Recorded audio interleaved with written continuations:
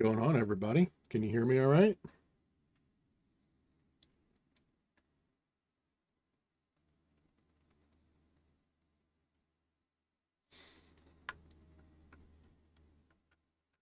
Just let me know if you guys can hear me okay.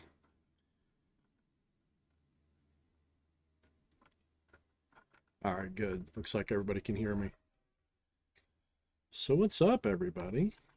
How's everybody doing this week? What's on everybody's mind?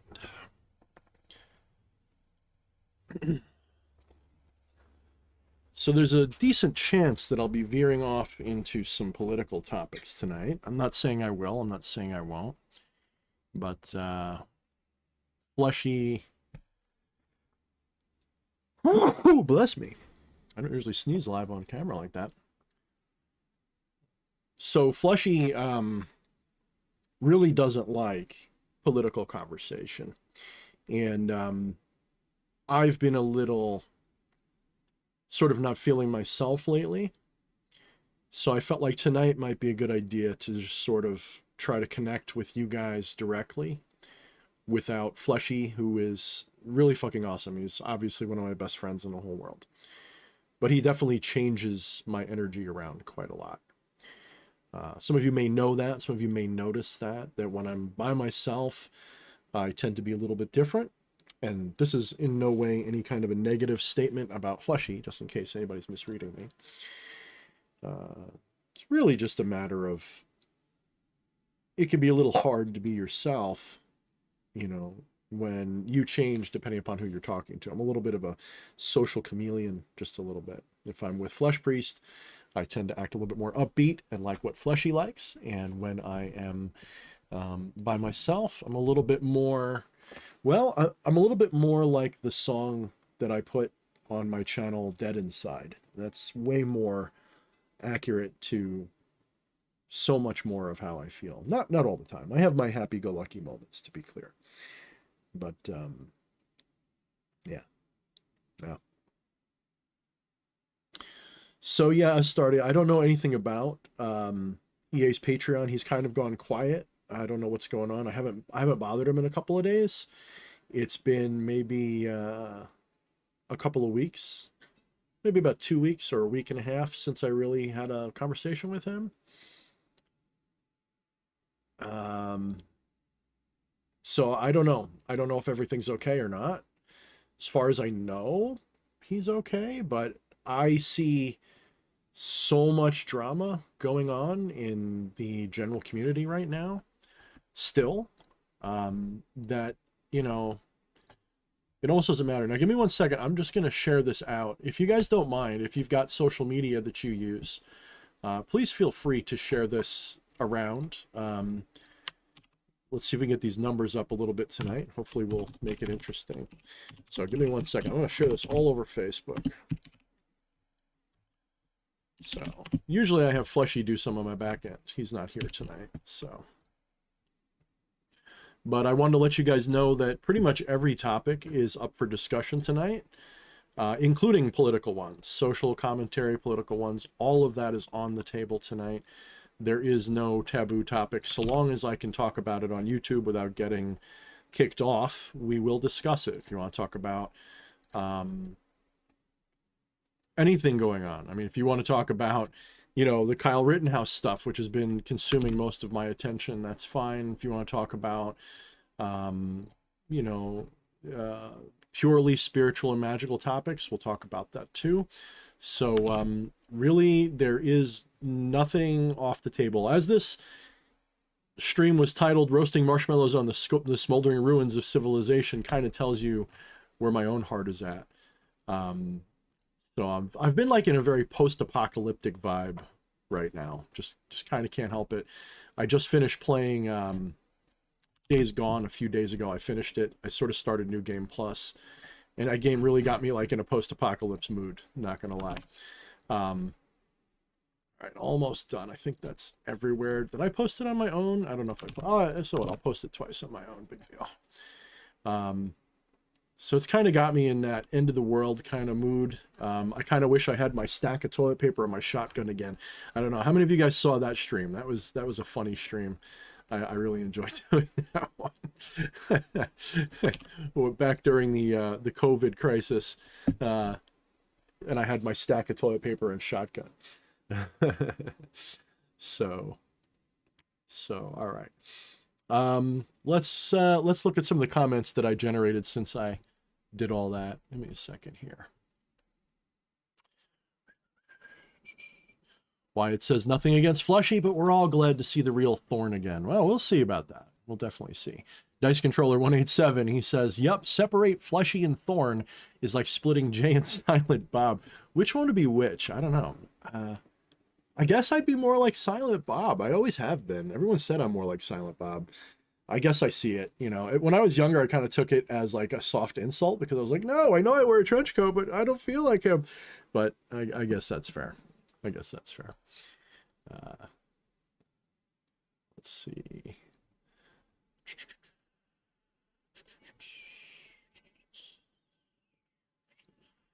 Yeah, I mean, Dice says co-editing can't not be okay. I mean, come on, man. I mean, I can only say that EA has definitely been through worse in his life.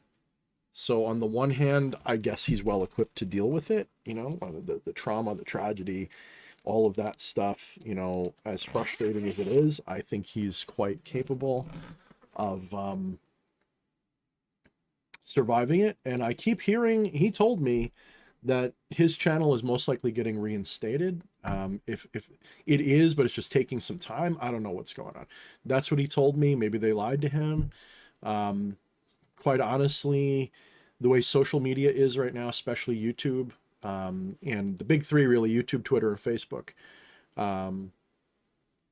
you know, honestly, unless your content is mainstream and establishment oriented or totally just like cat videos and shit, big tech don't want you. They don't want you. They want you to use it, but they don't want you to say it. Does that make sense? So, you know, most people would consider his content edgy but tame at the same time.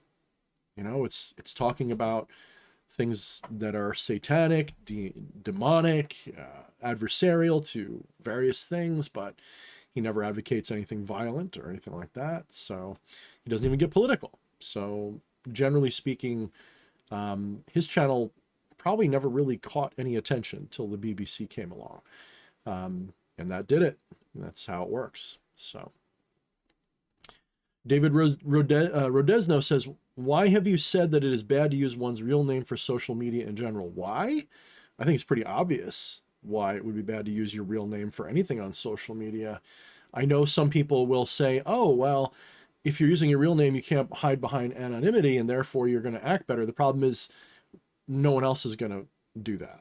Right? Everyone else is going to hide, and all the bad actors are going to hide. So why should you be upfront about anything? And when it comes to this stuff, there's literally people who hunt people like me.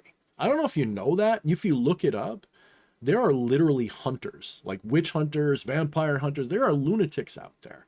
I'm not even exaggerating. You can Google this. You can look it up. There are people that hunt people like me. Most of the time, it's just fanatical spiritual shit. Maybe they'll, you know, send curses at me or whatever, bindings, hexings, all that stuff. But some of them might actually show up at your house and try to intimidate you and scare you. It does happen. Now, just because I'm capable of dealing with the threat doesn't mean I want to. So I'd prefer to stay anonymous. And I may be anonymous in the sense that you don't know my real name, but my professional name is D.H. Thorne, and you can ruin my career with this name. So it's not like I'm not vulnerable. It's just you can't come to my house and fuck with my family. And quite honestly, the internet, it's not a good faith environment. If I go to, say, a bar or the public square and I'm protesting, it's not like my name is tattooed on my face, number one. So I'm kind of anonymous unless I reveal myself. I'm no less anonymous here. I'm just using an assumed name here. I'm using an author's name. So if I'm doing a protest downtown, no one's going to know who I am unless I tell them. So why should I advertise my name? Why should I tell people who I am beyond like my professional stuff? I sincerely think that nobody, here's another big reason. Here's actually the biggest reason. So all of that is kind of fluff. This is the real reason. You ready why? Because because big tech is using your personal information to sell to third parties. A lot of them are Chinese, by the way. To sell your information to third parties to essentially make you a product. And the more they know about you that's real, the more that's valuable to them. So if they have your real name, they can use that to send products to you. There's people who, I'm sure you've heard of people who got weird advertisements and they maybe never even used their real name, but somehow the advertiser found out and sent it to their address and shit like that. Especially today. I mean, how many of you have had the experience where you say something near your phone and then you see ads for it the next day? Well, if they have your real name, it can be worse. And that doesn't even get into the area of people hacking you and identity thieving against you. Okay, that's even worse. If they've got your real name, they can hit you. See, like if somebody gets my DH Thorne info, it's at least a firewall between me and the rest of it. They can't get my literal bank account because they don't know my name, but they might be able to hurt maybe my Amazon page or something. Maybe. That's an if. So.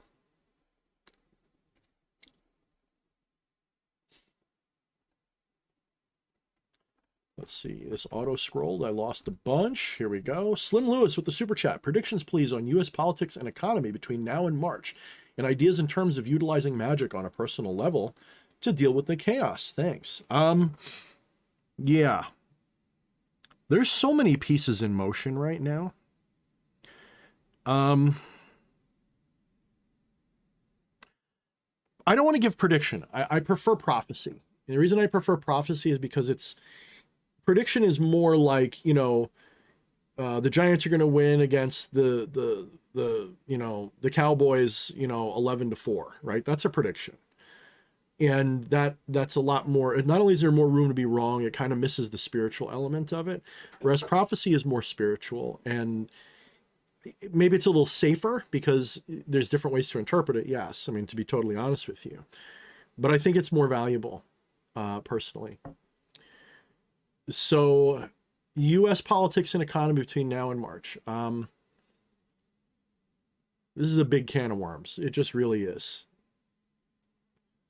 The obvious goal of the powers that be right now is to reduce, if not collapse, both American and foreign trust in America, both our economy, our government, our society, our ability to rule effectively, to have a rule of law that is sensible.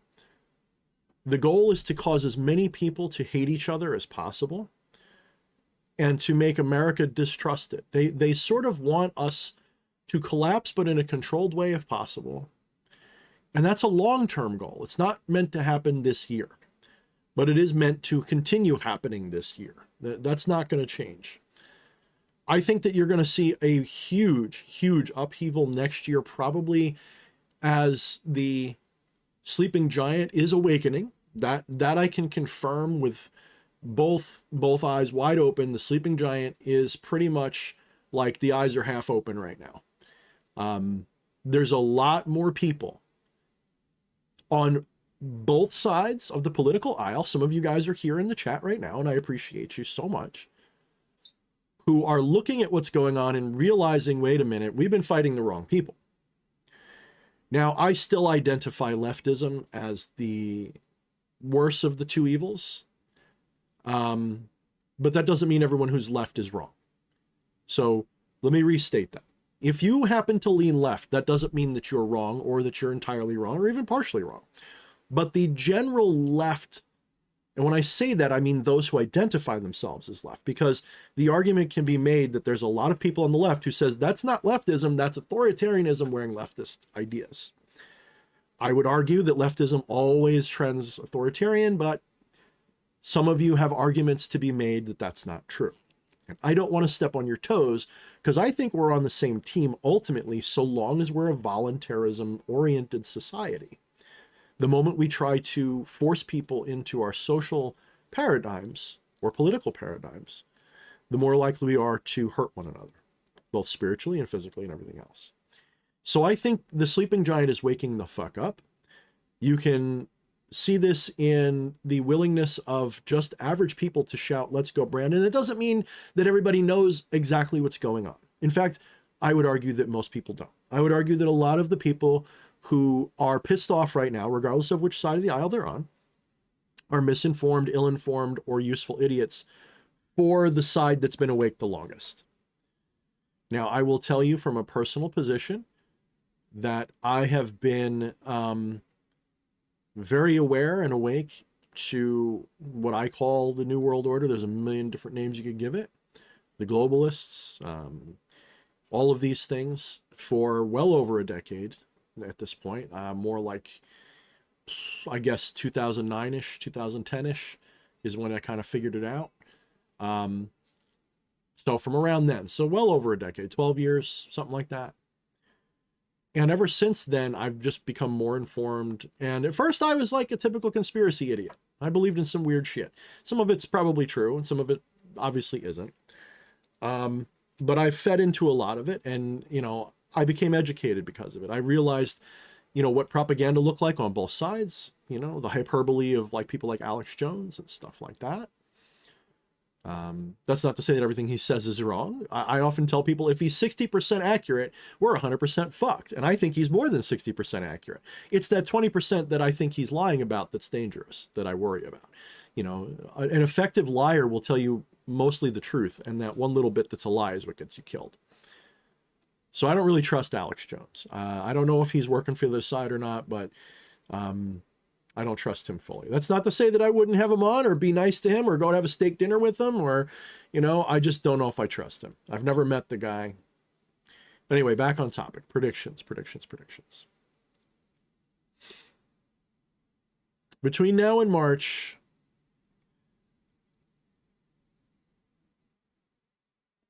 you know, the good thing about winter is people don't riot in the winter. People generally don't stage uprisings and revolutions in the winter.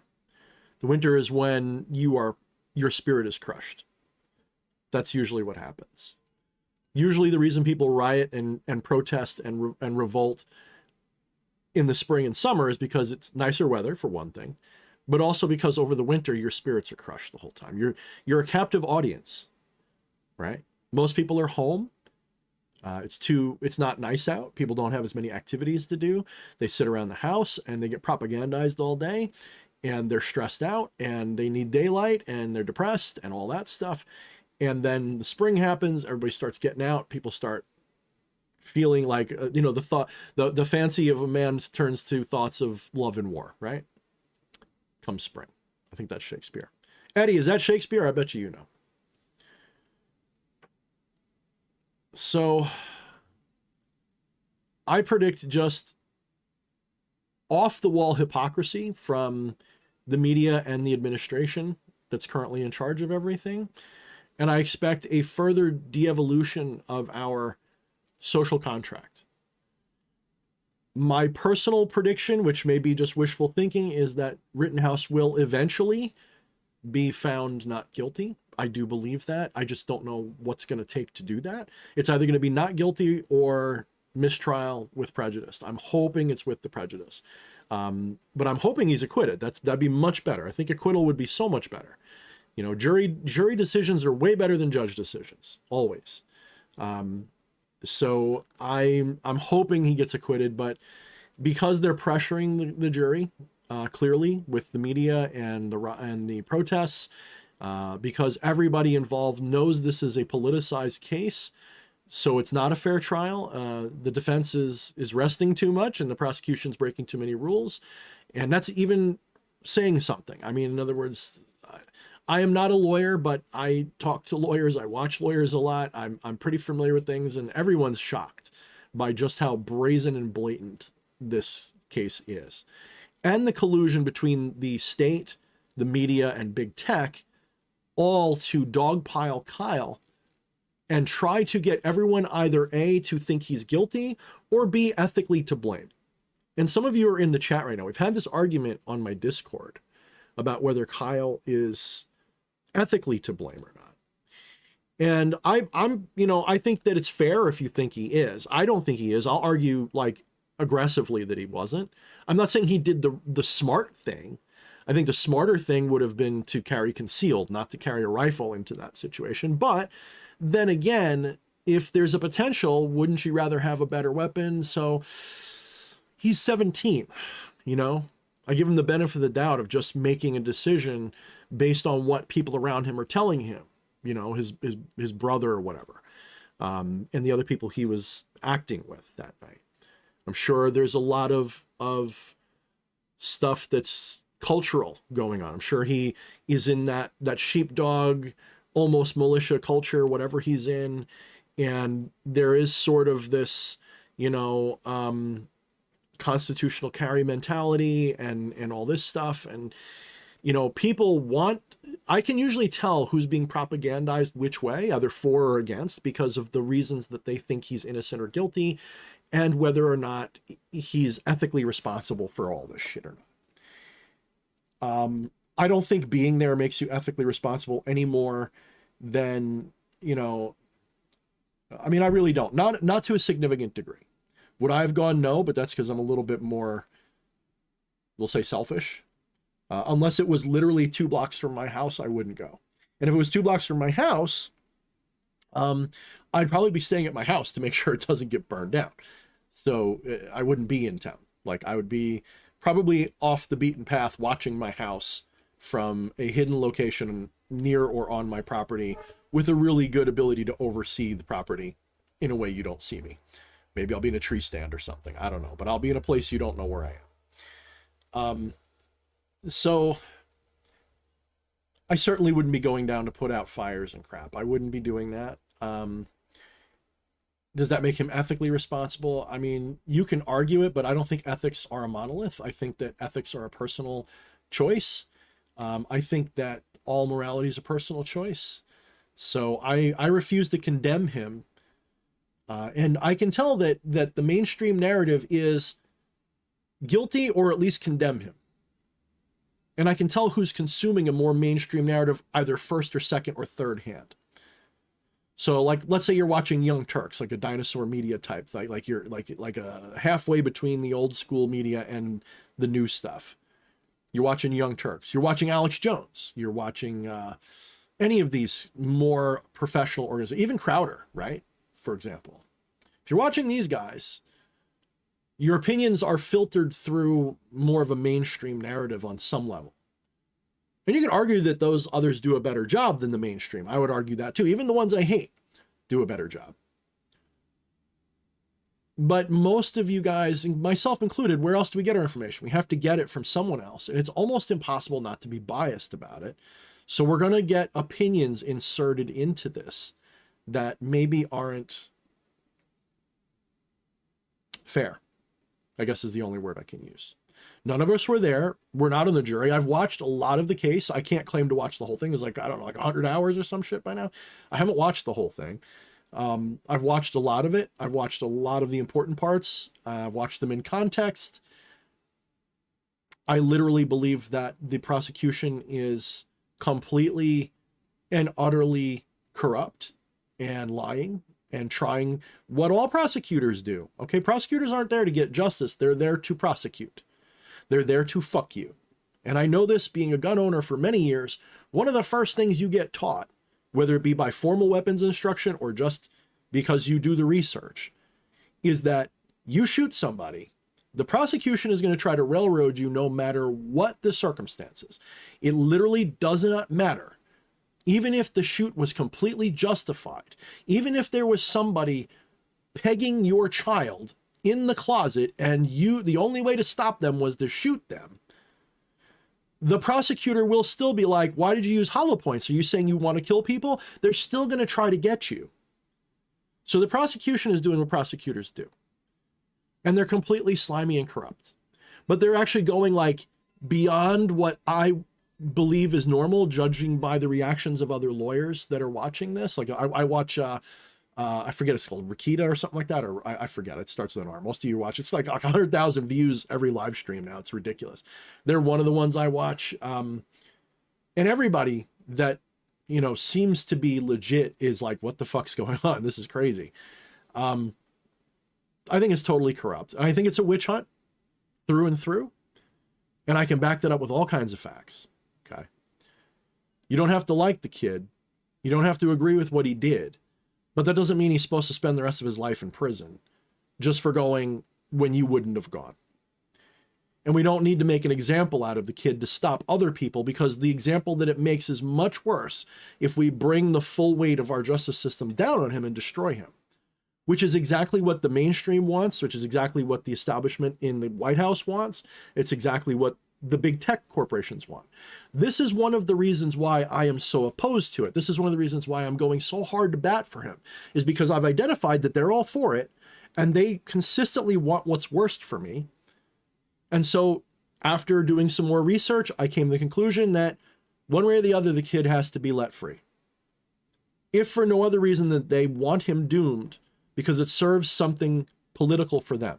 It creates a precedent where what he did isn't self-defense. Meanwhile, I'm sorry, but it was. If you don't think so, I'm really sorry you think that way. I think you're completely brainwashed at this point, or ignorant of how these things work in real life. I've been a bouncer. I've fought people a lot when I was younger. I know what real violence looks and feels like, and I know what it's like to have to make a split decision at the last minute. And I didn't always make the right ones, but I made the ones that were justified.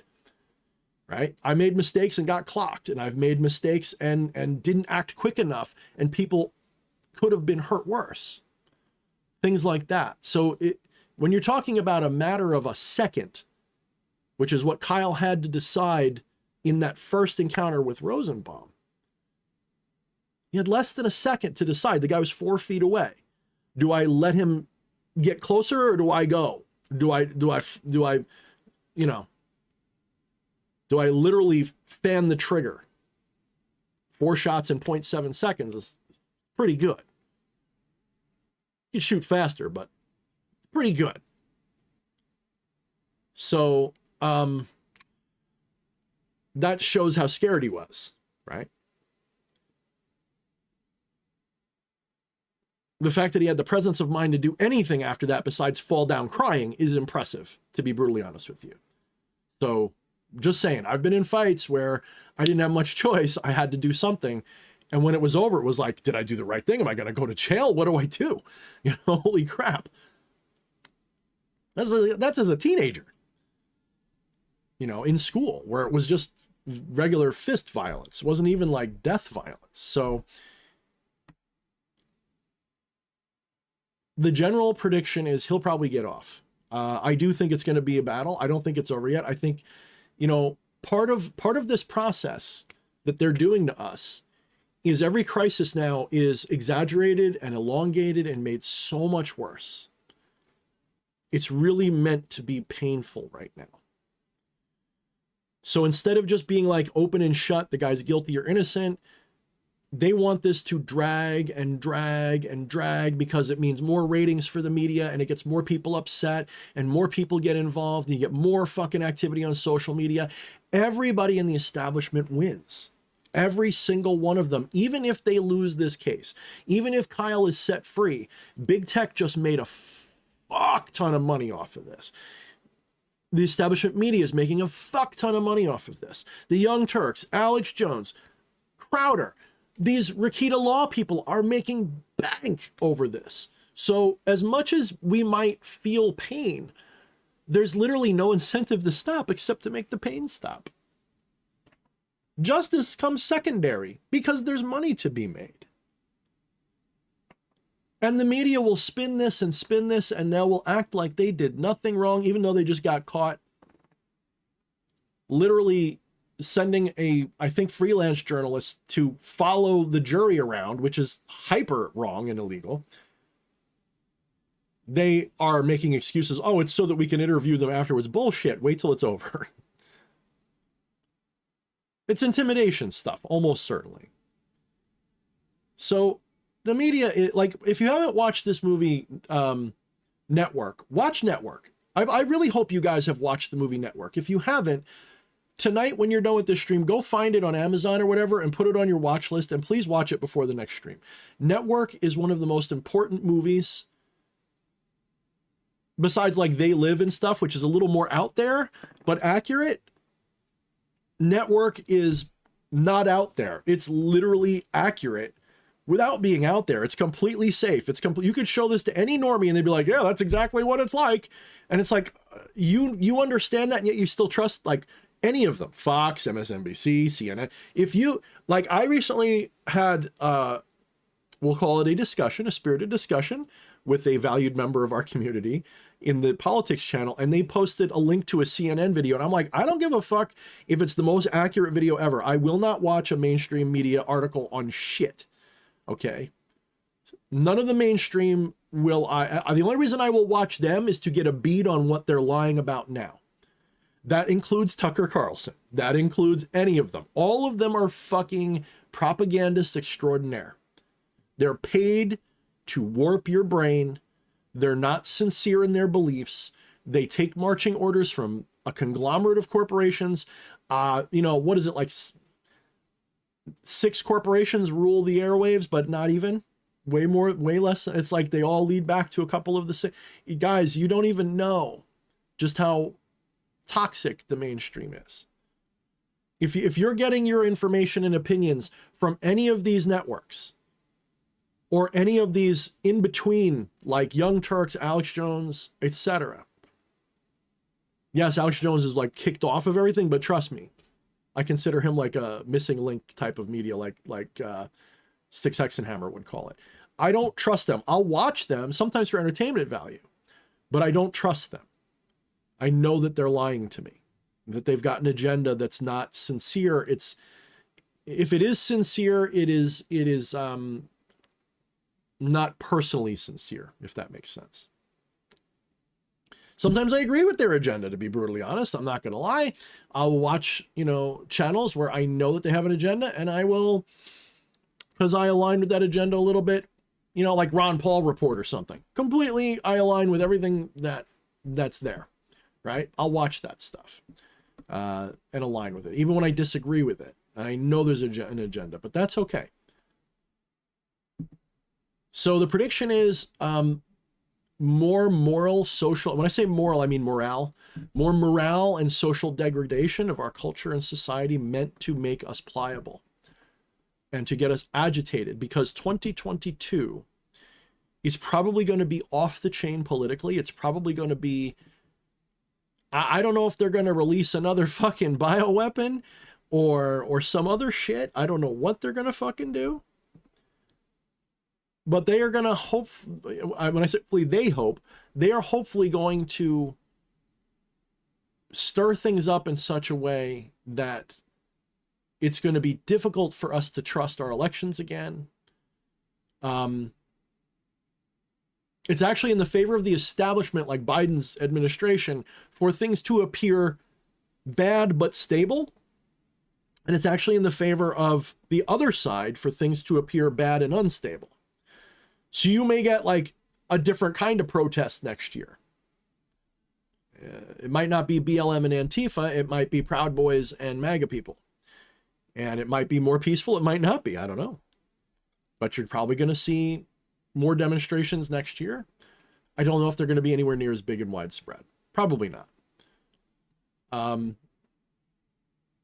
My biggest fear for next year is like rhino neocons taking over.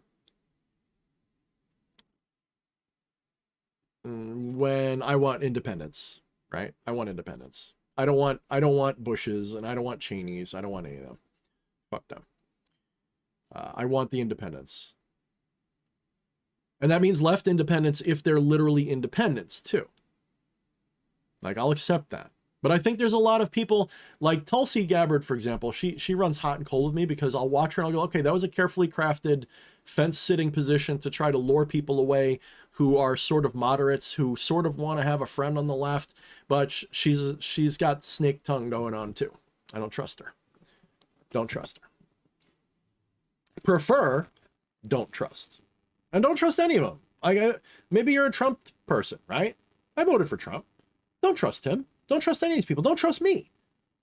Like anybody who's sitting in a position of authority and power and has a bully pulpit or a YouTube channel, don't trust any of us. For all you know, I'm just a glowy motherfucker that's been sent here to twist people on the left-hand path towards a certain position so that shit goes nuts.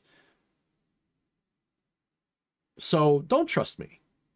Use your common sense. Use discretion. Figure it out. So what can we do?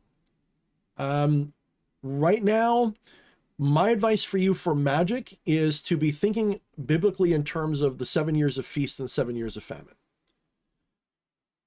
We are turning the corner to a famine potentially. I'm still very convinced that it's going to be a while before it gets actually better. They're going to tell you it's better, but it's not. Like they're trying to tell you inflation's a good thing. They're going to tell you that it's better next year when it's not, because it's in their interest to make it seem like everything's fine so that people don't go out and protest vote against the establishment.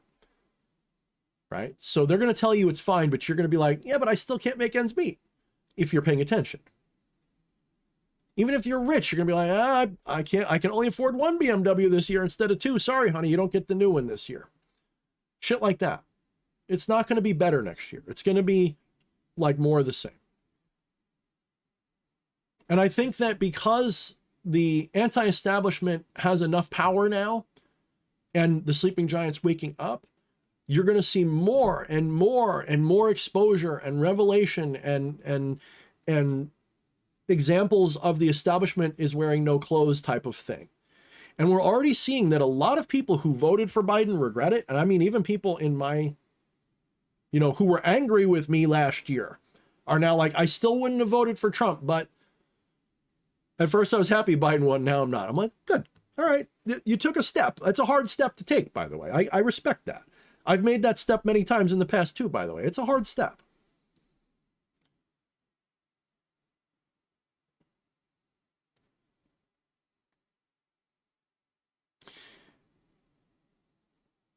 So I would be doing magic to fortify yourself. Fortify yourself and find a way to build up stability, to build up comfort and peace, to protect yourself from the mind-altering effects of this post-traumatic bullshit that they want us going through all the time. Like, they want you all to have PTSD by next year. Most of you already do, by the way. I know I do. And it hasn't even been that bad. I have mild PTSD from the last 2 years. I don't think anybody who has any sensitivity to the world at all, unless you're already totally psychotic and don't give a shit, I think everybody's got a little PTSD after 2020 and most of 21. I think everybody's fucking pissed off, stressed out. And I see this because I see people who are like, I usually can't take politics, but I really can't now. But I'm angry and I want to yell about it. That's an example of it. You having trouble sleeping, right?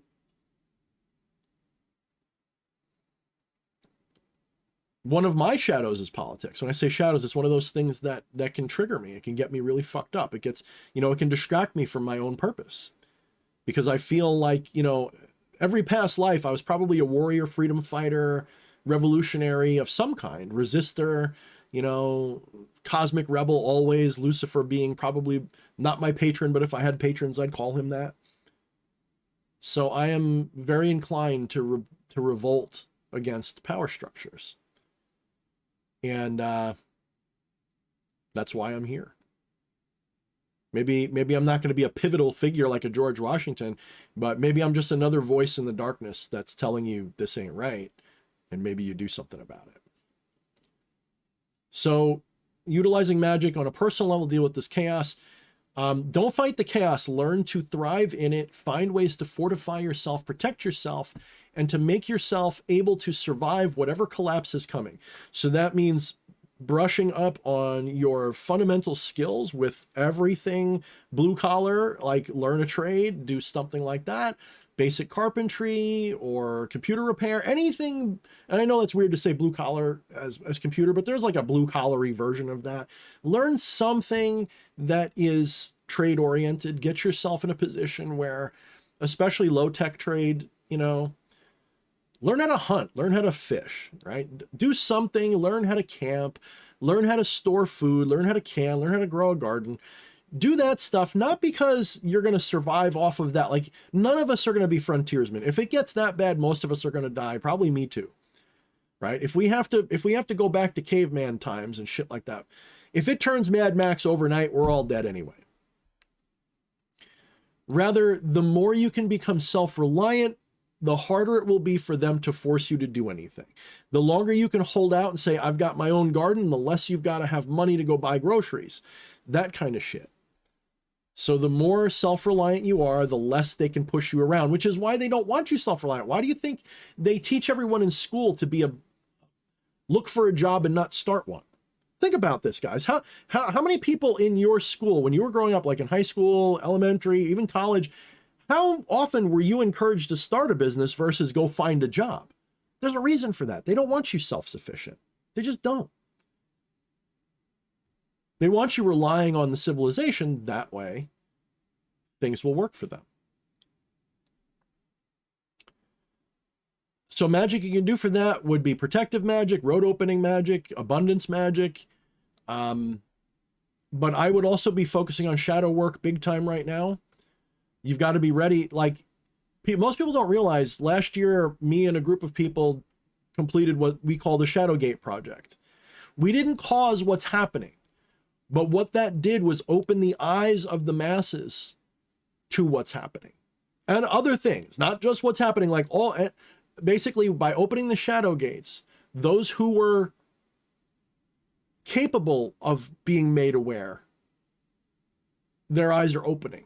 And now they're facing their own shadow. Most people will not survive that spiritually. But they weren't going to survive it, whether it happens now or in 20 years.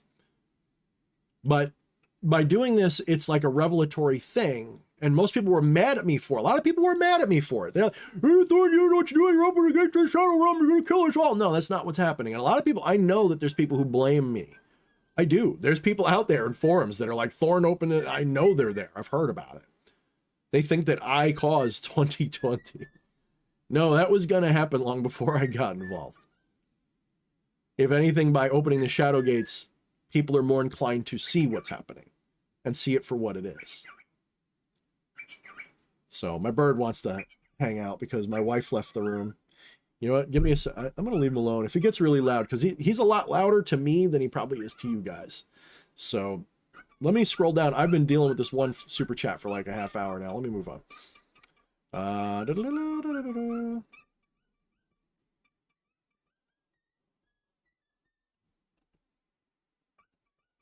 You guys have been chatting up a storm. I got to find the super chats that I missed. I know that there was one by CM a little while ago. Where is it? It's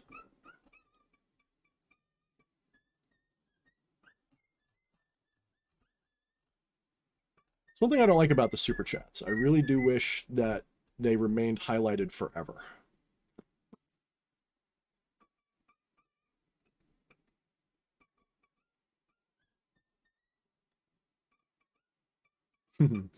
Corey says, hi, Pickles. Yeah. So I've been missing your comments for a little bit. CM, if you're still here, whatever your super chat said, you can either DM it to me or post it again and tag me. And I don't have my wingman tonight, so if you guys were asking questions before, I missed them. So let me see. I might take a minute because he's getting chirpy when he does that. Like, he just has to be silenced in a nice way. Let's put on live chat. That always fucks it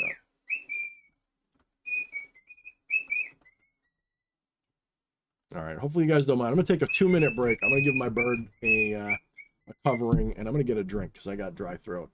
From the light of the darkness. What's up, JD? Wow, it's been a while, brother. I'm good to see you. I will be right back. So as soon as JD shows up, I got to get up. So give me a minute. I will be right back.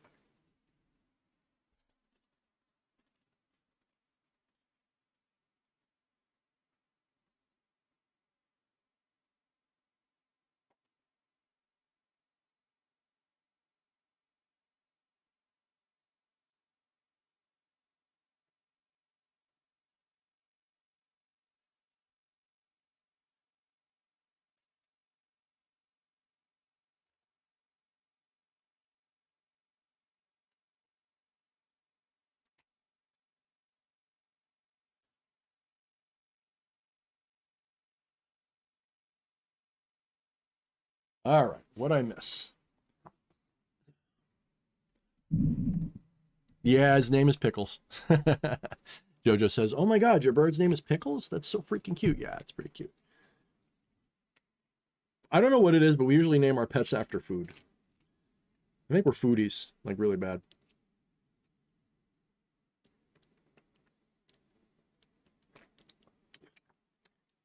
My favorite cat was named Tuna. My dog is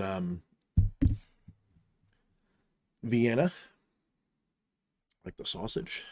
All right, CM Hilnakainen, I believe that is your super chat. Do you know a path working for selling all this Clownet coin I keep getting compensated with for doing favors for spirits? Did I get scammed? Yes. That is the Bitcoin of the underworld. It is only good in the underworld. If you try to use it in the real world, it is literally worth about as much as the straw covers, the little paper covers that go on the straws. It's about how much it's worth, each one. So that's actually a really fucking funny comment. Yeah, they're pretty much only worth about as much as the paper sleeve of a straw. That's about it. In the real world, you know, even if you got like 1 million of them, it actually has kind of diminishing returns. If you try to sell them, they turn into less because people don't like bulk of that. They want, yeah. I'm just gonna shut up. So, all right. So I will be taking more questions now that I'm back reading. Wyatt says, "I'm glad you opened the shadow gates for us few, but if anything, I think you made it worse. Have you ever seen The Simpsons? Everyone's an idiot except for me meme. I feel like that in public." You know, I don't think I made it worse. I think it looks worse because you can see it now. I think I mean, yeah, I guess what you're saying is that the episode where Homer has a crayon in his brain and he pulls it out? Is that the one? And it like, it doesn't make him happier to be just a little bit smarter than he was, like to be smarter than average? Yeah, yeah, I could see what you're saying. Like, I didn't make it worse. I made it suck because now you can see it sucks. Yeah, yeah, that's fair. I agree. That's fair. Lucas Vos says that's fair. Yeah, Wyatt's always a little bit of a troll. We kick his ass every now and then, but he sticks around for some reason. I don't know why.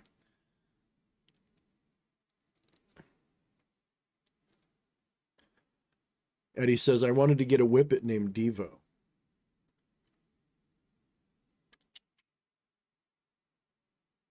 So yeah.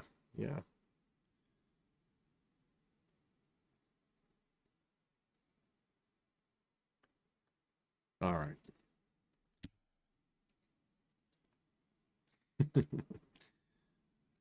Reading the chat here, seeing what we all want to talk about. I gotta be brutally honest with you guys. Like, magic has been like the last thing on my mind this week. Really just don't give a fuck. You know what's been on my mind this week? Making sure that everything in my my shit hit the fan cabinet works. And making sure, and it's not because it's coming tomorrow or anything like that, but just making sure, you know, making sure my bump in the night kit is all pretty much well in order. All that shit.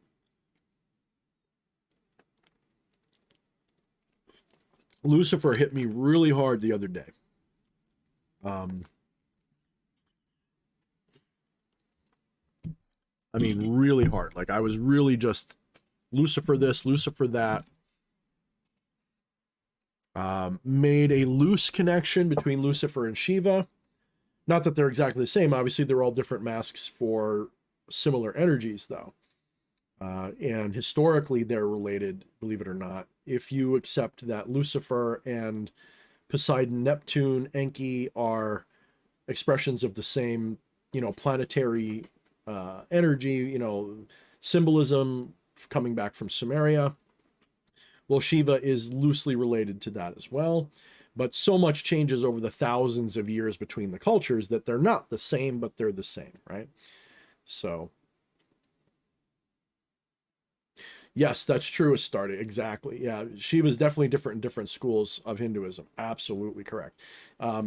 But many times Shiva is seen as, well, first of all, Shiva usually has the trident, just like Poseidon does. And I know it's not enough to say that they're the same, but there's a lot of similarities between Enki, Poseidon, especially Enki. Like Enki and Shiva have way more in common than, say, Poseidon and Shiva, right? But Shiva and Enki have a lot in common. So it's kind of like a weird step, because I think, believe it or not, interestingly enough, I do believe that, Hinduism, though I do not like the art style of their divines, I just don't like the drawing styles that are used to depict them, which is a big deal for me. A lot of it is, how shall we say, just, I don't know, aesthetic is important to me. It does a lot to turn me off of things, but spiritually speaking, various Vedic things are very, very, very, very good. Astarte says, in Kashmir Shivaism, Shiva is the ultimate god. All the other gods and everything else was created from his consciousness. I mean, if Atman and Brahman are one, it doesn't matter which god we're talking about. That's probably true, but let's play with that for a minute. I would point out to you, Astarte, that my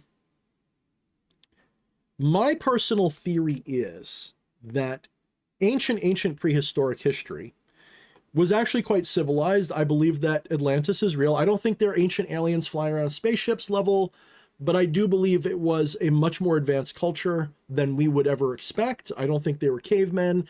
I don't think that they were Stone Age. I think they were either very high Bronze Age, or maybe they weren't Monolithic Age, or maybe they were. I don't know what their tech level, except that it was respectable, and probably very respectable spiritually speaking. But I do believe Atlantis was real. What name it went by, I don't know. The Greeks called it Atlantis. That doesn't mean that's its actual name. But if you look it up, who was the god of Atlantis? Who was the, who was all that, right? Let me respond to a message here. Give me a second. I'm not gonna mess this up. All right, good. Okay. So who was the god of Atlantis? Anybody know? Let me read the comments. I see I got a super chat. I don't want to lose that. So he says, Draluk I like that. Draluk says, just dropping you a super chat as I appreciate your work. Very interesting times we live in. Oop, I'm losing you there. Been starting to work with Nyarlathotep and learn to be comfortable and thrive in chaos. And Nyarlathotep's an interesting archetype, whether you think it's a real spirit or an archetype or a mask for something. It's an interesting incarnation of, madness, really. It's like, but it's also, it's like another face of this same kind of elevated, one step away from ultimate divinity character, right? Because it's the soul of the outer gods. It's, it's pretty interesting. Let's see. Do you personally discount, Will Invictus asks, do you personally discount the possibility of a premium mobile, not in the Christian sense per se, but in some sense of higher vibration? I'm going to have to Google that term. I generally do not know what that means. I've never heard of that. Let me look that up and see if I can give you a straight answer. But I'm hoping you guys, did anybody answer in the chat yet who the god of Atlantis was? So if you don't know, just, I'm going to give you guys another minute. Oh, very cool, Victorious. Victoria says, D.H. Thorne, as an F Mason, who I am a fan of at least her aesthetic, but also her work and the work of Temple of Ascending Flame, makes a case for Shiva being a mask of Lucifer in her book, Awakening Lucifer. It's a great case. Okay, I'll have to look that up. I didn't know that. So that, for me, it was just like channeling and just intuitive hitting. So I'll have to look that up for her explanation. That's actually...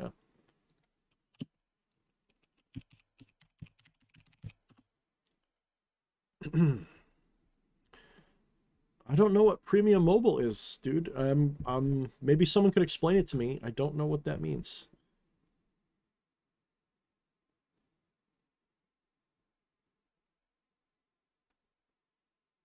Okay, so for those who may not have answered yet, I'm looking to see if anybody knows, but I don't see anybody answering. The god of Atlantis was Poseidon. Are you listening? So the god of Atlantis was Poseidon, according to the Greeks, which would make that Enki in Samaria or Acadia. And Enki and Lucifer have been very tightly conflated. Yes, with Venus and Pan and all these other things thrown in, but people don't realize that Enki would have been the closest thing to a Lucifer, as a Luciferian identifies Lucifer.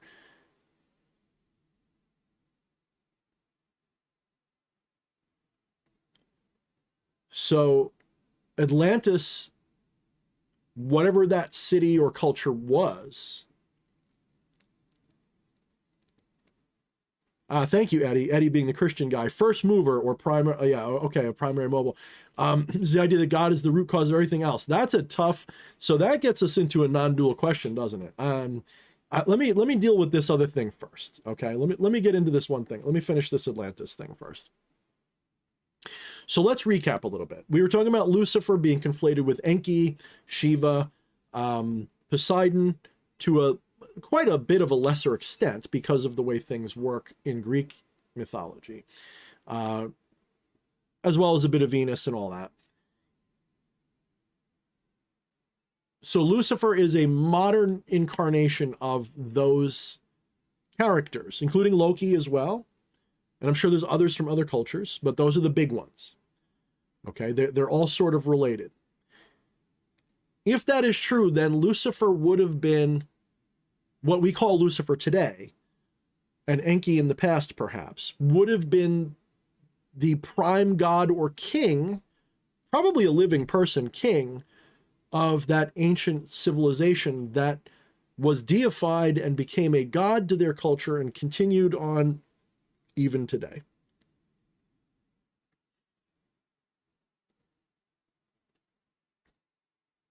Yes, Wyatt. Sounds like you've at least touched on something close to Lucifer. Lucifer, he says, Lucifer isn't much of a very fiery being. No, he's not. Well, he's fiery in the solar sense, you know, because he's conflated with a solar being as well. Isn't very fire being to me, as Moshe claimed. To me, he has a really sleepy and tame, more of a philosopher than magician. Yes, that is correct. You've definitely touched on the true Lucifer a little bit there. Absolutely. Lucifer is the initiator. Yes, says Astaroth. Yes. You'll notice that Lucifer doesn't do for you. He sends you in the direction of doing for yourself. Right? People, you can tell people who work with Lucifer because they don't ask gods for favors the same way that others might. That's not to say that I don't do magic with other spirits and make commands and demands and requests and offerings and all that. Luciferians generally don't bow down, worship, and beg. We seek guidance. We seek theurgy before thaumaturgy. Like I don't seek to cause miracles. I seek to transmute myself into becoming a miracle. I want to be the miracle. I want to be higher than the throne.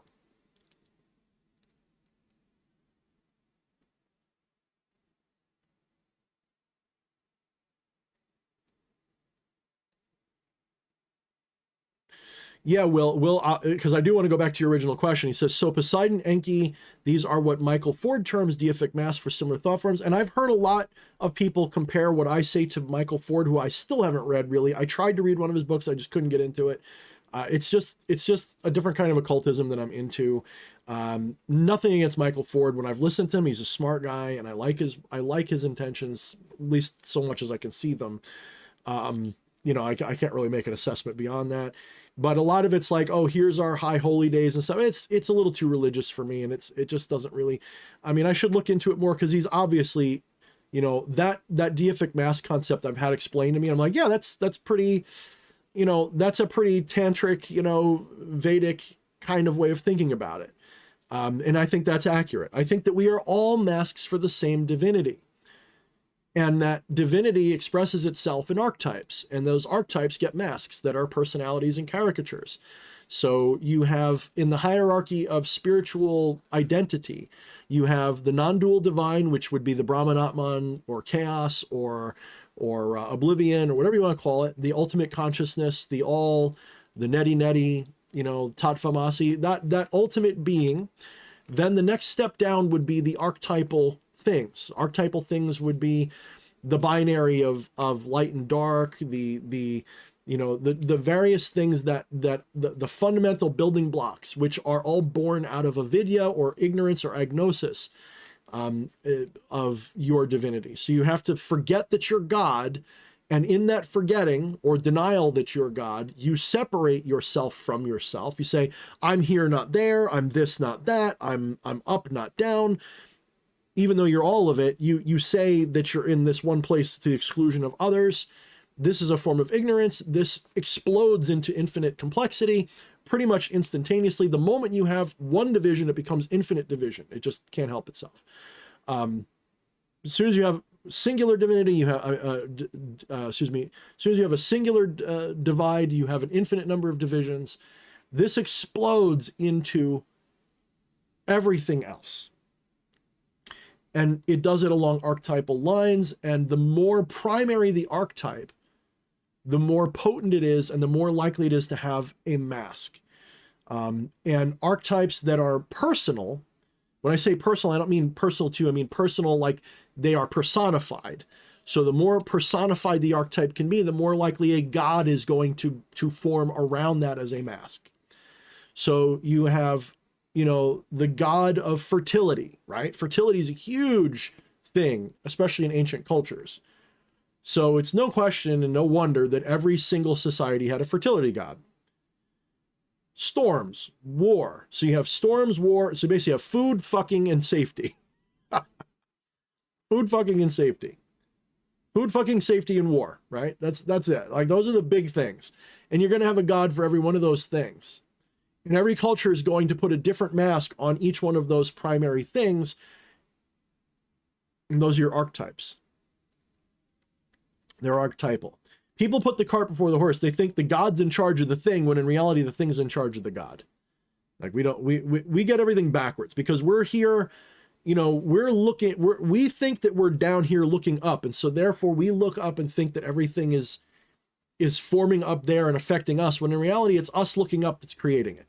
And we don't realize that. So we always put the cart before the horse. We get everything backwards because of our point of reference. So that actually brings us back, Will, to your original question of the prime motivator, the original action. Does God cause everything? Is there a prime? Yes and no. The problem that you have is you think God is a being, is a thing. You think God exists as a literal concept.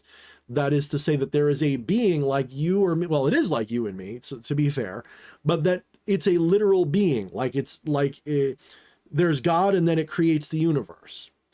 The problem with that principle is that even the concept of God can only exist in relationship with something that's not a God, right? Let's say that again. The only way a God can exist is if it's in relationship with something that is not a God.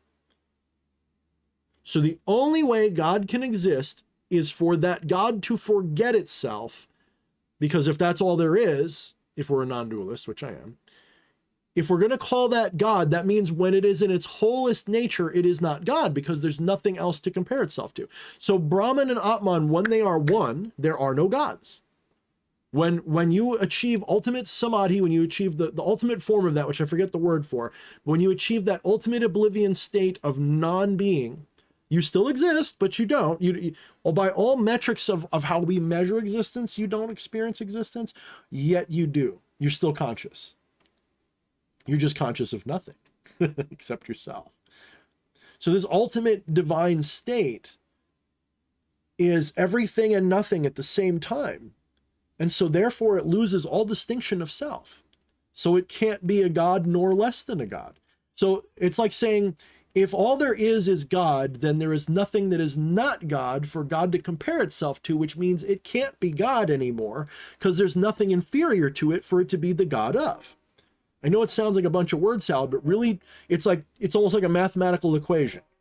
It's a logic statement. If God is real and God is everything and everything is God, then there is no God, because if everything is God and God is everything, then therefore there's nothing to oppose or counter or be separate from that God, which makes the whole idea of a God moot. It loses meaning, right? At least in the linguistic sense, but it loses meaning completely. Lucas says, one is zero until it has another one to separate itself from in a simpler. Exactly. I've said it like that too, by the way. That's exactly, I don't know if you got that from me or we got it from the same place originally, but yes, that's exactly right. That is why, Pythagoreans don't even count the number one as a number, by the way. That's one of the reasons. So there's so much going on that I'm only like, you have to understand, I'm not book learned. I've reasoned a lot of this out based on fundamental principles that I figured out or learned. So you learn a few basic things, and then all of this explodes into your mind if you really sit and contemplate it enough. If non-duality is true, right? If you just, everybody who's listening to me, if you sit here and accept non-duality as a possibility and then explore that possibility rationally and extrapolate it in depth, you don't need a guru to teach you anything. You're going to figure out some weird shit because of it. And you're going to realize, like, wait a minute, this all fucking fits. Fucking Eddie with the triangles comment. Eddie says, I just like triangles. I think they're neat. So back to your question, Will, I'm almost done.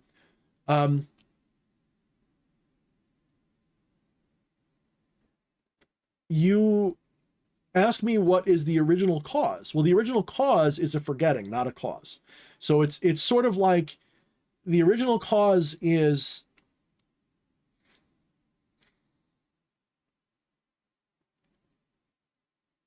it's a restriction. It's not a creation. It's a limitation, not an expansion. Like, we like to think of God as God creating the universe, when in reality, God did not create the universe. It separated the heavens and the earth. And God had to separate itself to do that. In the beginning, all was formless and void. This is why the Bible, believe it or not, you may hate Christians, you may hate Abrahamism, there is a thread in there of non-dual or panentheistic or pantheistic, depending upon which one you want to consider, which is a non-dual ontology at its core. It just says that it's God that's the non-dual source, but that's still a non-dual ontology. In the beginning, all was formless and void, and then God moved upon the surface. So God appears. God separates itself out. That would be like the demiurge, if you're into more of that more Gnostic position of non-duality. The demiurge appears. The demiurge wakes up and says, I am going to create the universe now. And it does that by literally saying, I'm God and I'm separate from the nothing, right? Like, I'm a something and the rest of everything else is not me. And therefore I am God. I'm everything. I'm huge. I'm big. That first division, whatever that is, you could call it the demiurge, you could call it God, you could call it tetragrammaton, you can call it whatever you want. That doesn't mean it has any actual power. It's literally just an identity that infinity takes upon itself, in my opinion. I don't think it actually has any power whatsoever. It's actually delusional too, just like you are, whatever it is. So if we want to think of the demiurge as being real, then it's just as delusional as you are. Okay? It has forgotten that it is the source itself. It's forgotten too. So then, that's the primary thing. God doesn't create itself. God is a forgetting of the self, right? God has forgotten that it is infinity. So if non-duality is true, all is Brahman, which is just pure consciousness with no identity to it. So Brahman is lack of identity. Atman is identity, right? In a spiritual sense. I mean, it's a lot more than that, I'm sure. I'm sure people who know like the full spiritual tradition can tell you some different stuff. But Atman and Brahman are one, but they occupy opposite ends of the spectrum of greatness. Atman is the soul, which is all of the things that you identify individualness with, be they great individuals or small individuals. It's everything great and small that makes you feel like you. And that can expand and expand and expand until it becomes Brahman. But they're not separate. They're the same thing, opposite ends of the same thing. Brahman is the whole, Atman is the whole, but the whole as seen through this tiny lens. Brahman is the whole when seen in its wholeness. And that Brahman is infinite. It's chaos. It's literally the word chaos. Look up the original word. Like, people think chaos means disorder, like craziness. That's not what it really meant originally. The original meaning of the word chaos is gap or void or emptiness. That's what chaos actually meant.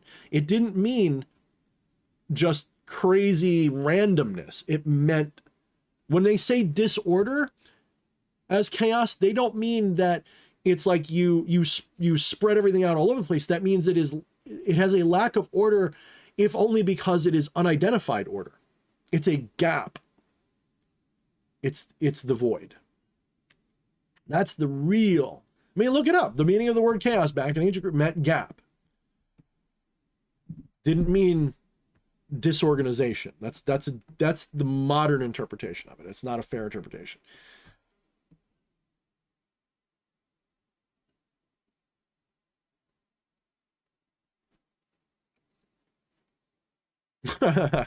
Eddie says Brahman is the donut, Atman is all. And I may get a bloody nose, by the way. I know somebody took credit for that one time. They're like, oh, I cursed you to get a bloody nose live on air. That's why you got it. I'm like, dude, I get, if is it dry season? Is it winter?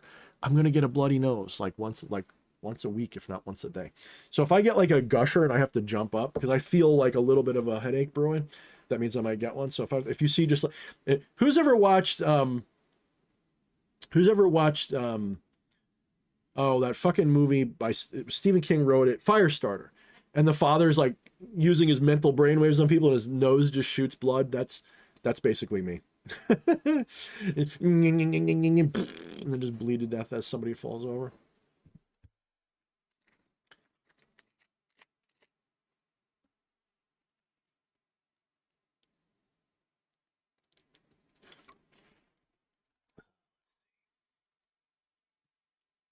Yeah, Papa Joke strikes again. Yeah, Papa Joke. I think I just did the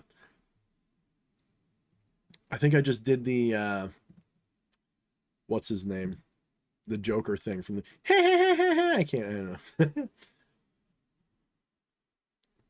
All right, let's see. I know I missed some questions and comments here, guys. So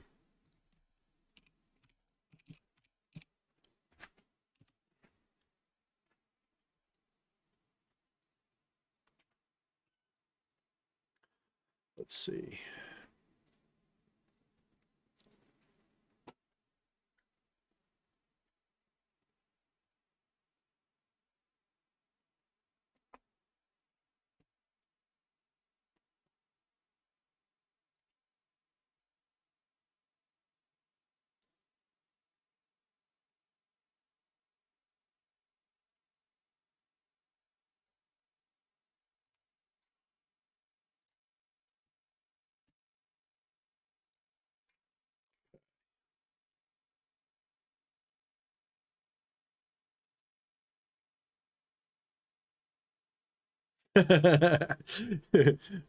Corey's trying to take credit for my nosebleeds too.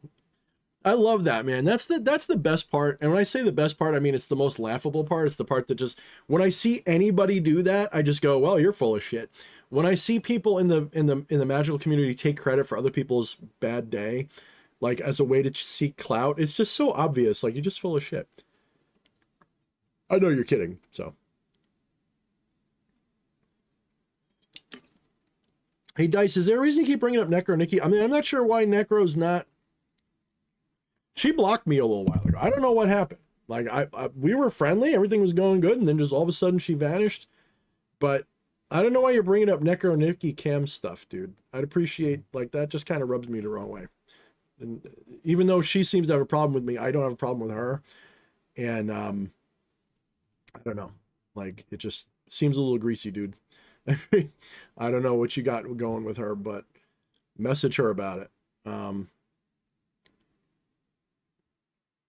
offense, man.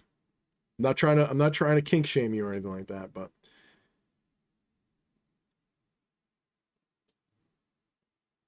like I honestly don't know what happened. Like we were all well and good, and then just one day she just up and blocked me everywhere on social media. We didn't even have a negative conversation.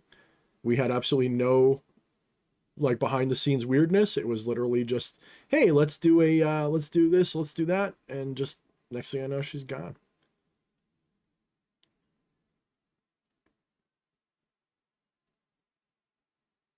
Yeah, why? I don't know what happened. No, I know you're just kidding, Dice. It's a bad look, bro. Don't worry about it. I'm scolding you, but I'm not coming down on you, if that makes sense.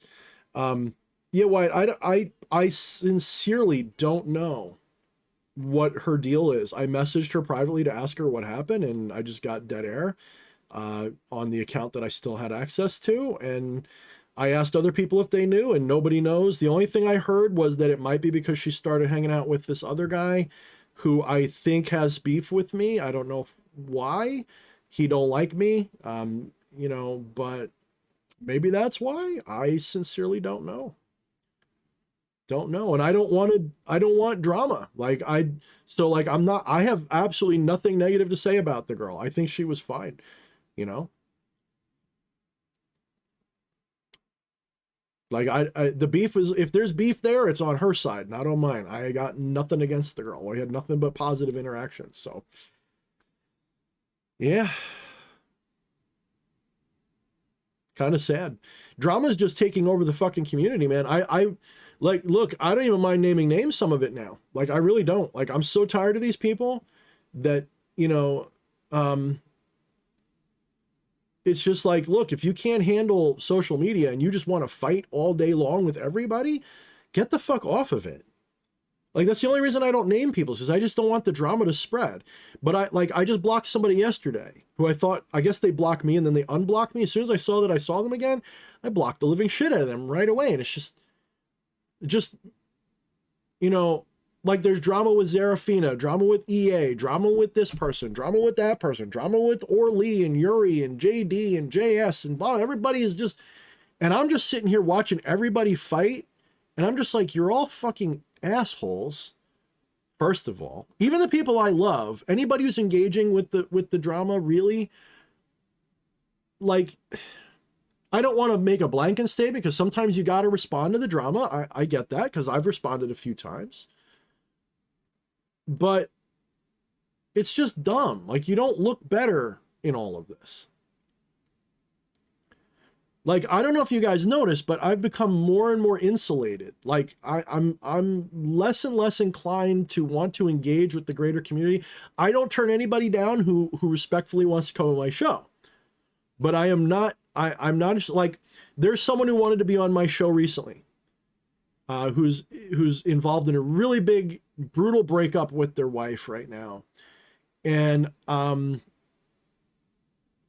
I was like, look, I'd love to have you on the show, but I don't want any of the drama to spill over about it because I know people are going to ask. And I hope you understand, I want this to completely just pass over first.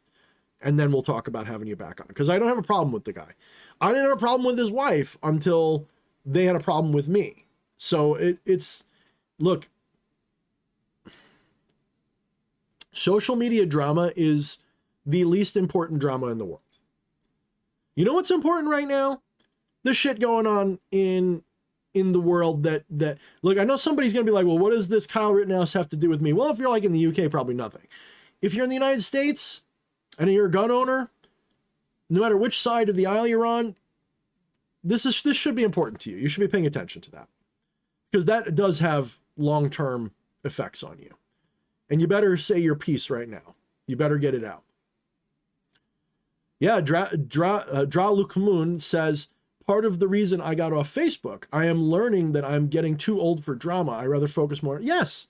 And by the way, Dra Lukamun, if you want, if you're not there, go to my Discord. It's in the link is in the description on the link tree. join the Discord. You know, all the drama there is pretty well controlled. We don't have actual drama.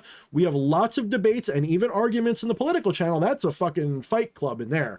But we do it in a respectful way. We have not really, we've had one or two ruffled feathers, but sometimes even my feathers got ruffled. I'm not going to lie.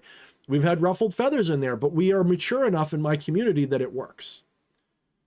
So in my personal community, people like Eddie are there. People like me are there. People like Fleshy are there. You have a lot of people who have a vested interest in keeping it sane and rational. And so we are working overtime to make sure, and we don't have to work that hard. It seems like only people who have a certain mindset join my community. I don't know what it is, but we're really lucky. My Discord server is like a breath of fresh air for me. I love going there. Even if I don't interact with everybody there, I love my Discord server. I am constantly looking at it.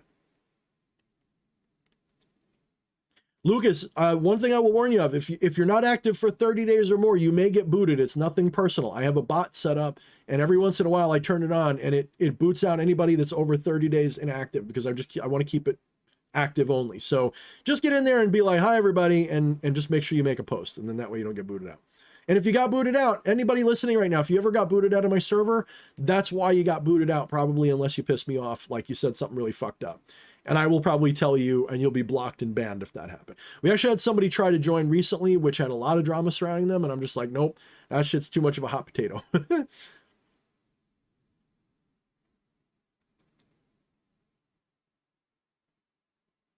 Poker Onion is, look, Poker Onion. I'm not saying I agree with every damn thing he does. I wouldn't say that about anybody. But definitely I admire the living fuck out of his work. And I've mainly only just seen that hour-long video he did about the Goetia and stuff. Absolutely admire his work.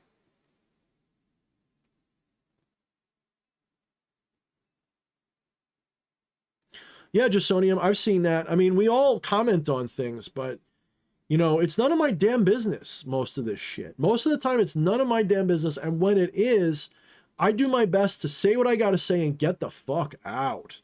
There's literally no reason for people to go on these vendettas and witch wars, because it's usually over stupid, hurt, little butthurt fucking pussy-ass feelings. And I mean that. Pussies are awesome, but, you know, come on.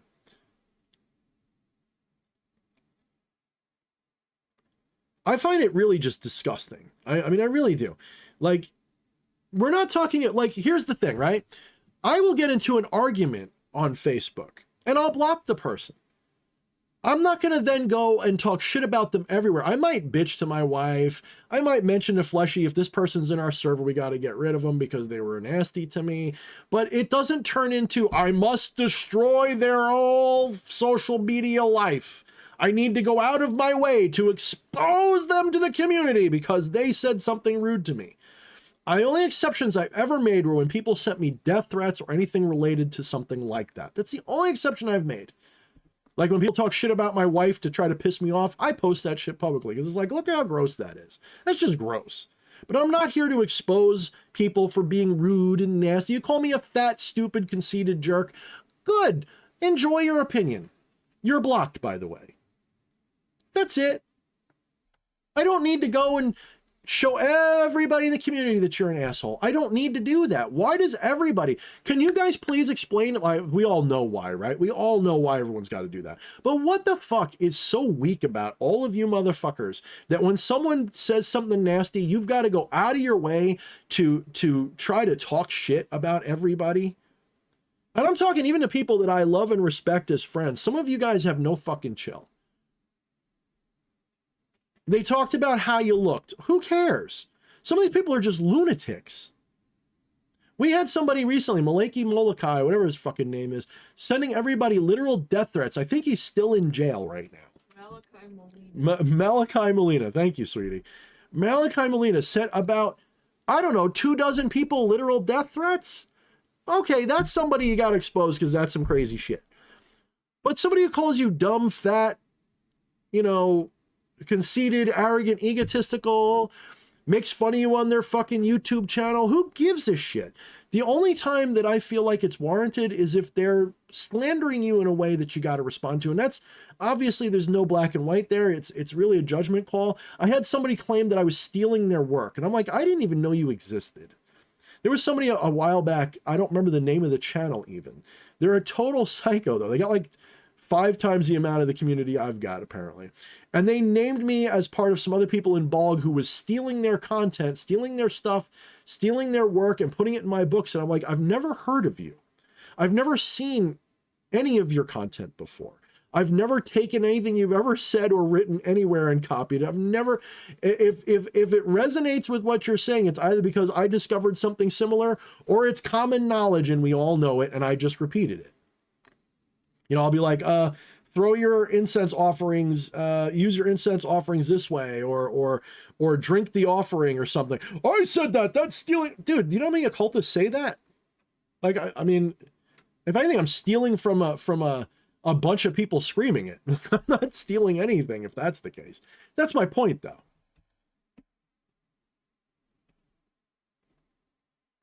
Yeah, Doc Stivel says it's not the one that's make the big stink you have to worry about. I agree.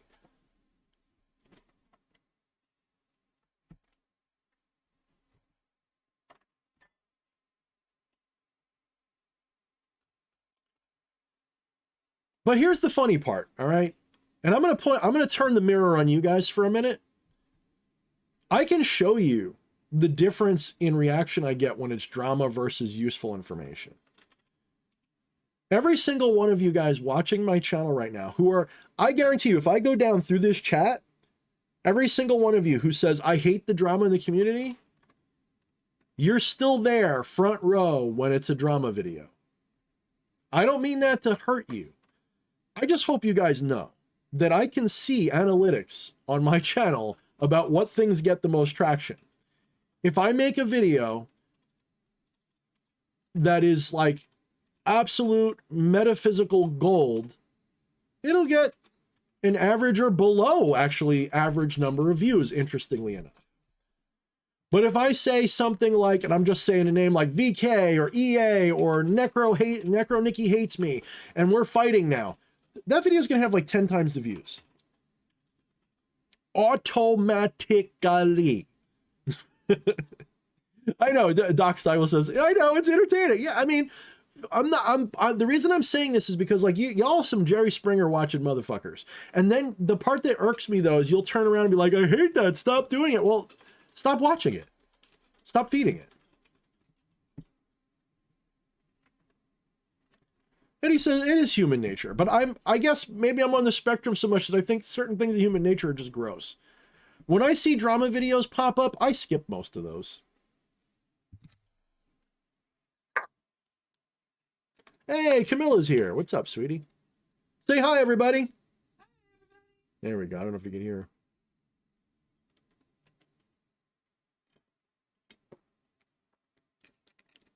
Doc Stivel, I don't know why I keep being attracted to your posts. He says, I mean, I like MMA fights, but you wouldn't see my ass in the octagon. I thought he said octopus for a second. I was like, what? I wouldn't see your ass in an octopus?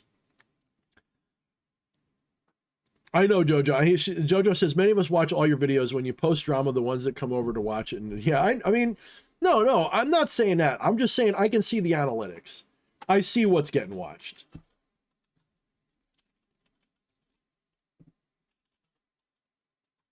And I'm sorry if I sound judgmental to those people who are responding badly to hate online. You know, those people need, you know, what it is that they don't feel secure. You know, they don't feel secure in themselves. And instead of just realizing, see, here's the thing. When I say that, okay, maybe that's not accurate. Here's the better way to put it. I think I'm a little bit wrong in what I just said. I think they don't feel secure in how other people see them. So here's something that I am learning. This is like my current, I don't know if it's spiritual, psychiatric, whatever process of learning. I have to accept that I have to give my audience enough credit to realize that if you guys see somebody talking shit about me, Most of you aren't going to believe it. The vast majority of people watching me, especially if you've been watching me for a while, most of you guys give me the benefit of the doubt if like bad news comes out, right? Most of you.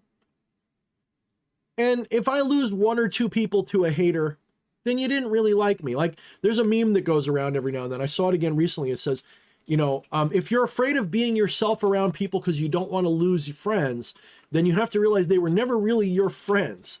You're not losing friends if you're yourself and they don't like you, right? So I try to be like myself dialed up to 11. This way, if you like me, you're probably going to like me no matter what. And if you don't like me, then we weren't going to be friends, right? This is why I don't pull punches with people. That doesn't mean I'm rude. It just means I don't pull punches about myself. I tell you what I think. I tell you this. I tell you that. I tell you you're wrong. I tell you you're right. I tell you what I believe, and I throw it out there really hard and fast, and I shoot straight, because that way, if you don't like me, I know I don't like you, and I don't care. Oh, you think I'm an asshole because I voted for Trump? Good. That means we don't have to be friends now. I can save some of my emotional energy on somebody who matters. Thank you.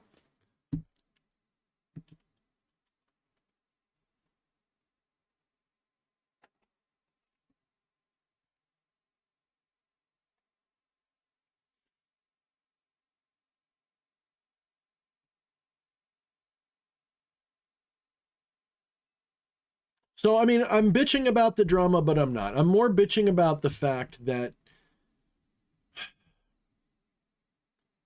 and this includes some people I respect. I want to be clear. So, and I'd probably say this to a lot of them to their face. There's only a handful of the people that don't get embroiled. Like EA doesn't get, if it bothers him, he doesn't show it on the surface, right? He's pretty good about taking it on the chin and not making a big stink about people hating him. I don't know whether it hurts him or not. I don't think it hurts him that bad, because he's not that hated. He knows he's got, like, you know, if you got a 10-to-1 ratio of love, you're good. As long as the 10 is love, you're good.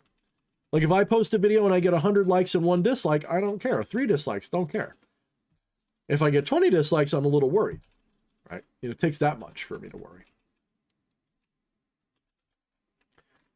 Yeah, the drama thing, Eddie says the drama thing is a shadow we all have. The only thing we can do is confront it. And I agree.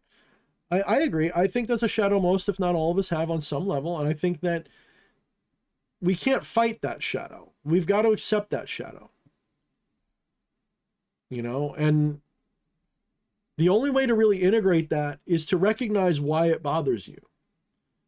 Most of the time, if a hater says some shit and you don't like it and it bothers you, it might be because it's true, or you think it's true. Maybe that's a better one. I think that's unfortunately the case. I think, like, when I see a hater, it's either something, and if it bothers me, it means that either A, it's true, or I think it might be true, or I think people might perceive it as true. Like it's on that level. It's one of those 3 or something like that. That's when it keeps me up at night. So if someone's like, Thorne, you're just an egotistical asshole, I'm more inclined, if I share that, to laugh about that.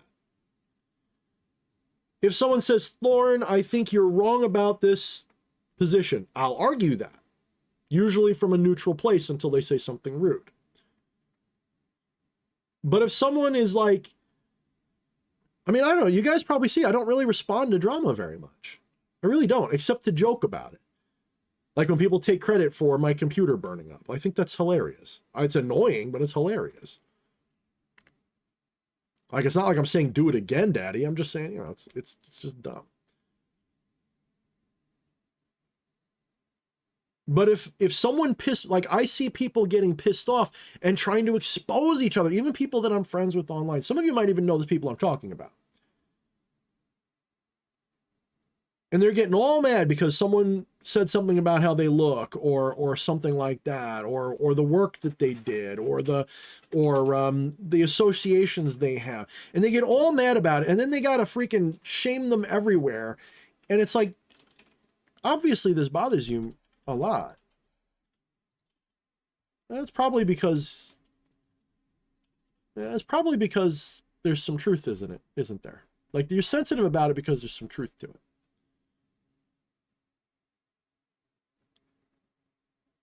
Victorious. Thank you, Victorious. I don't know. They said the downvotes aren't going to show anymore, but I still see them. I don't know when it's going to go away. Yeah, we're talking about the drama, Wyatt, because I think that, it's like a little bit of a venting session for me a little bit tonight.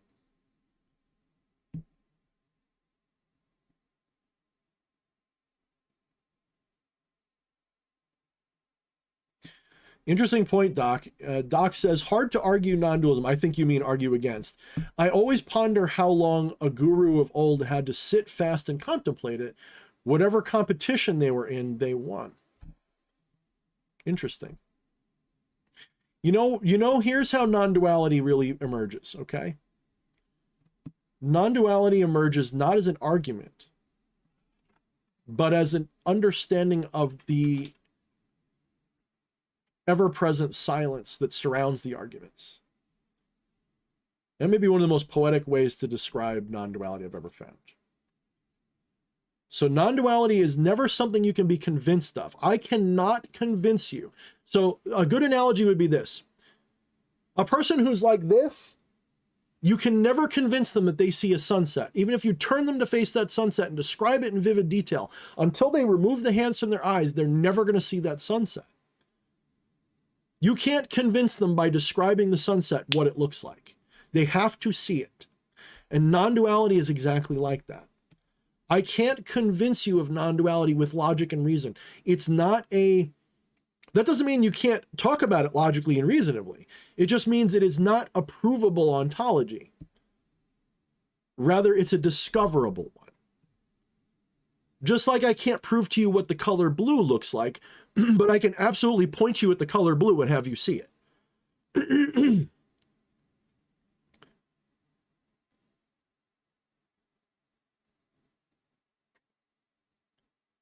A non-dualist doesn't arrive at non-duality by rational means. They arrive at it, there's rationality involved, but I'm saying they don't logically figure it out. They realize, wait a minute, where do I go when my active thought processes are silenced? I'm obviously still here, so I'm not the thoughts I think about myself. Okay, that inner monologue that I think of as me is not me. So what is me? And as they cut off all of the things that they think they are one by one and get into a smaller and smaller space, they eventually reach a point where there's nothing but their consciousness, and they realize that consciousness is all enveloping. All of the things that they thought were outside themselves or somehow they were cutting off of themselves are actually things inside themselves. It's like if you cut off your body, one chop, chop, chop, chop, chop, chop, chop, and got all the way down to the center, you would eventually realize that all those things you chopped off were actually inside you this whole time, because their experience is within that consciousness. And the consciousness is the infinite. That emptiness, that space is the infinite. This is why in our cosmic vision, space, the internal space around us, that eternal darkness out there, that is a mirror of the eternal darkness of consciousness. It's like in any fractal pattern, there's a self-same symmetry that just keeps repeating. That's part of that.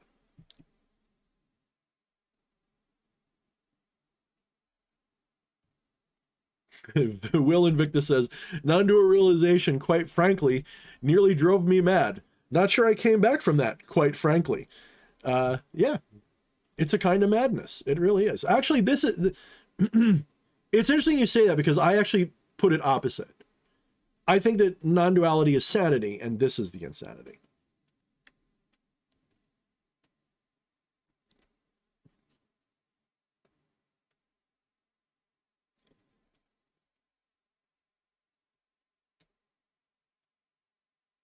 Well, Wyatt says, that's still rationality. Nothing about that statement sounded irrational whatsoever. Seems to make sense to me.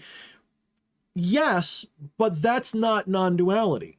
Everything I said is a model, it's a finger pointing at it. The finger can be perfectly rational. That's why it works. Like a finger, if I'm pointing an object, that's a logical thing, right? You're following a line of my body to the object. It's still symbolic, though. It's not the actual thing. So all of this description I've given you about non-duality or how you arrive at it, Those are all symbols of the non-duality. They're not actually non-duality itself.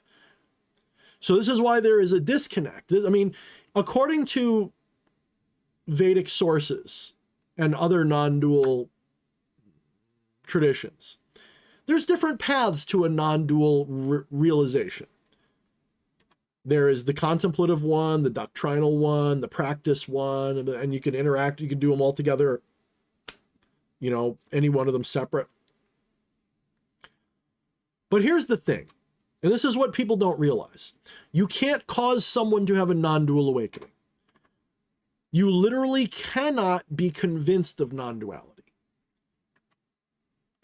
No matter how much I explain it to you, that explaining doesn't make you figure it out. You have to realize that awakening to non-duality is more like a spark jumping a gap between two objects that can never touch. The logic and reason of non-duality is one side, is one probe, and non-duality is the other. And they can be brought together infinitely, but they can never touch. It's just a question of how close you can get them before the spark jumps the gap and you go, oh, I get it. But the getting it is actually a reduction. It's not an achievement. It's not an attainment. It's a forgetting. It's a denial. It's a, maybe that's the wrong word, but it's a wiping away. It's a, I'm not this that I think I am. I'm all of this. I'm none of that though, because then, and there's all these little denials that happen till eventually you deny everything. You go, oh, there I am. I'm everything that's not deniable. That's the beauty of it. You are everything that cannot be denied. There's only one thing about you that you cannot deny, and that is the thing that would do the denying, the consciousness itself. The only thing. And it's not even the thoughts, like when you have Descartes say, I think, therefore I am. No, it's not the thoughts that make you what you are. It's the experiencing of those thoughts, the experiencer of those thoughts. The consciousness in which those thoughts happen is what you are, not the thoughts themselves.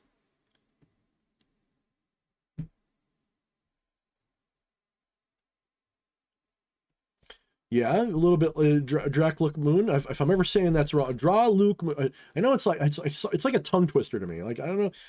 Draw-Look Moon says, if anything, trying to explain it can cause a situation like Plato's cave, because we confuse the symbols for the thing.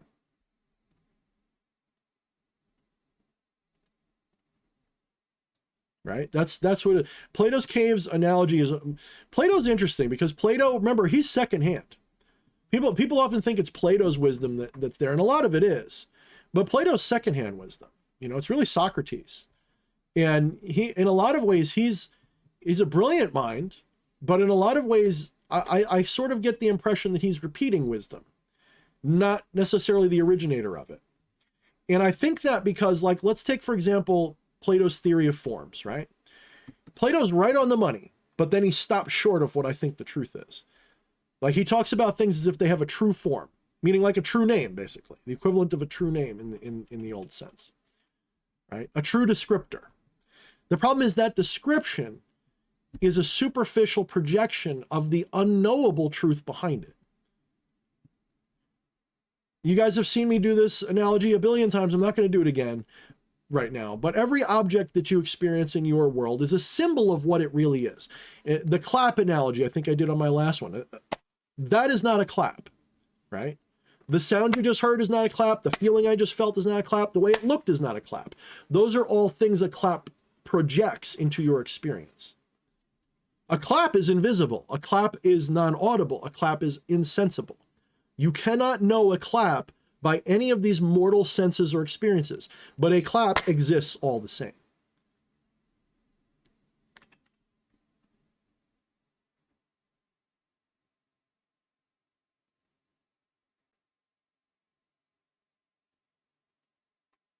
And I'm reading most of your comments, but I'm not necessarily going to answer all of them, by the way. Just saying.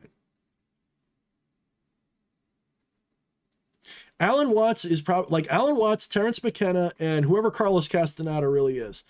I want to go on a fucking road trip with them with a trunk full of all the psychedelics and, you know, fuck Buddha, fuck Jesus and all them. I want to go hang out with them. Like, give me a weekend in paradise with them.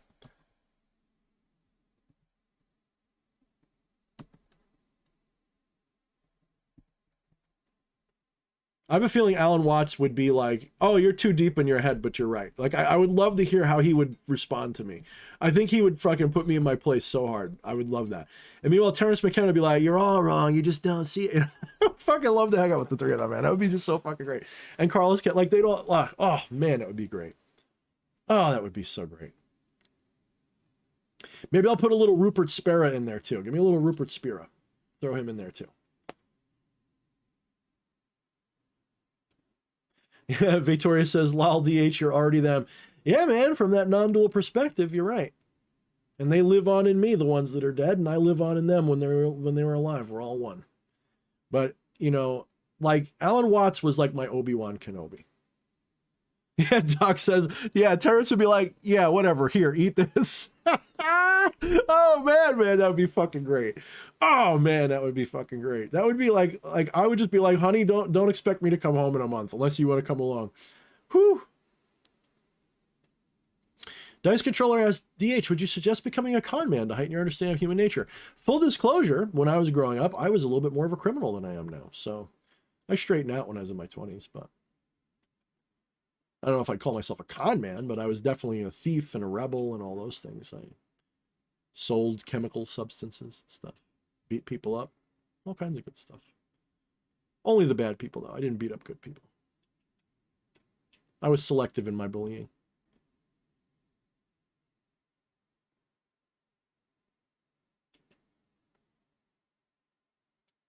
Raul, it's been a while, brother, if that's the Raul I think it is. What's going on? Yeah, right. Wyatt says that'd be amazing. Throw George Carlin in there. I mean, George Carlin could drive the bus. How about that? So let's make the ultimate minibus of fucking trippy psychedelic non-dual awakenings, right? So I want George Carlin driving the bus because you know that motherfucker would be making us laugh our ass off the whole time, and he'd be on board for every little bit of the trip. And you know what? Joe Rogan can sit in the fucking back. Fuck it. I'm not even saying I love Joe, but let's throw Joe Rogan in the back of the bus. So we have that guy back there who's like the fucking, you know, he'll be asking all the questions. Like we want him there as the guy asking the questions. We want fucking George Carlin driving the bus because that would be a wild ass time just by itself. Then we want Alan Watts, Terrence McKenna, Carlos Castaneda, whoever he really was, and I'll take a Rupert Spera as well because he's got a really analytical way of describing all this shit. And I want all of them in my fucking psychedelic apocalypse van, right? Who would like to join that fucking trip? Who wants to be on that on that ride? That would be fucking wild, man.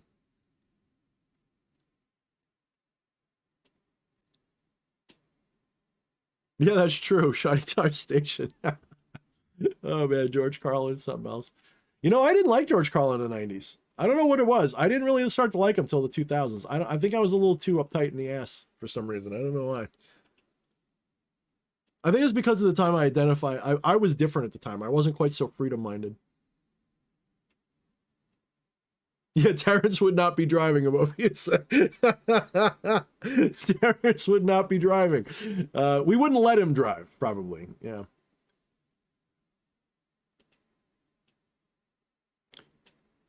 Yeah, no, I've never seen Dice Control. I've never seen House of Games. Never heard of it.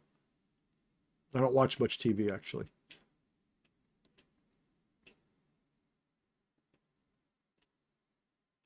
But see, I wouldn't just want to be there to listen to them. I'd want to engage them. I'd want to tell them what I think and sit around campfires and just talk and argue and just fucking just wrap our fucking energies around the whole fucking universe together. You know, I mean, that would just be, I don't think I'd ever want to come home, honestly. Of course, we'd probably like piss each other off. That's what would happen though.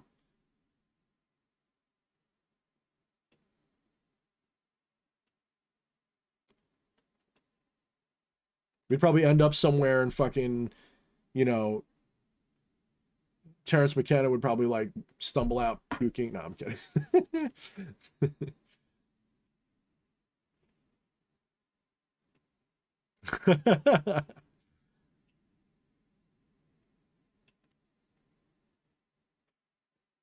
I don't know enough about William Burroughs, but maybe. RPS says, I appreciate your wisdom, DH. I learned a lot from your videos. I appreciate that, but you know what? I often say that, and I take your compliment. Don't get me wrong. I'm not humble at all. You know, it does humble me when people appreciate me, believe it or not. Like I have the opposite. Like when people like say nice things about me, it doesn't swell my head. It actually humbles me for whatever reason. I'm not quite sure why. I think it's because when I make those videos, I'm not seeking praise.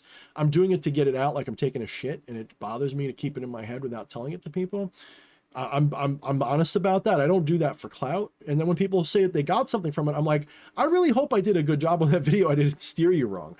I know that sounds weird coming from a guy who like wears arrogance like other people wear cologne, but you know, I appreciate that a lot, but I want to say something I say to everybody. If you think I sound smart or wise, that's your own guru that you're listening to. I am not wise or smart. I'm a lot of noise that makes sense at the time. I'm not actually that brilliant. I'm just think of me as a babbling brook that you're hearing a voice in that sounds like it's making sense. And you're being taught by your own guru right now. I am not the guru. I am not your teacher. I am just some guy talking shit. And for whatever reason, your brain thinks it's smart and wise because you are being led to learn something, teaching yourself something through my foibles, good or bad, right? And that keeps me in a grounded state to think that way. Occasionally I will get it into my big dumb head that I am some kind of a teacher or spokesperson or something, and then it makes me sick. Like lately I have been completely sick of being public with this shit. I gotta tell you. Like people don't know, like I say this privately, I have been just like, none of you guys are bothered. Like none of you guys have said anything nasty. You guys are all awesome, you know, all the drama aside, but you guys aren't part of that. I'm just like, fuck all these people. I just want to go hide in a cave in a cabin in the woods somewhere for a month and not be a guru anymore. I don't want to be this guy. I don't want to be teaching people things because I have nothing I want to teach. I'm so mad at the world, the politics, the situation. I am too egoistically attached to everything right now to be your teacher, to be the guide, to be that guy. And that's a bad look for a person who's constantly talking about ego. So egoistically, I hide. It's like a big fuck. And I'm too sincere to deny it, right? I'm totally sincere about it. I will tell you, and maybe that's, you know, people make this misunderstanding that an enlightened person has no ego. What the truth is the enlightened person knows what their ego is. That's the difference. It's not that they don't have an ego. Of course they still have an ego. If you breathe this air, ego is a part of that experience. It's unavoidable. But you don't necessarily have to suffer it. Okay, so I don't even claim to be enlightened. D.H. Thorne can't be enlightened. D.H. Thorne is just there. Enlightenment happens. D.H. Thorne is the thing that gets in the way of it. So, Fear and Loathing with Alan Watts. Oh, that's a good title. So I've been going through it, and I get my depression spells, and I get my anxieties. I've been in a deep depression spell. I haven't been sleeping enough. The real world's getting to me. I'm looking at the world going like, when are they going to come for my fucking way of life? When are they going to shut my YouTube channel down? And some of that's just irrational fear, admittedly, because they're not going to come for me anytime soon. It'll be decades before what I say is outlawed according to the government. But eventually it will be, and I know it's coming, and I'm frustrated because I got a bit of a caveman savage mentality. I want to grab my axe and go charge at some of these people because I know they mean to destroy me and my family and my future, and I see them clearly, but I know that that's the uncivilized thing to do, so I won't do it. But I look at this like, you know, I mean, you can take the guy out of the hood, but you can't take the hood out of the guy. I'm like that. Like I look like when I see somebody talking shit and I can read beyond their words and I know that they hate me or they know what they mean.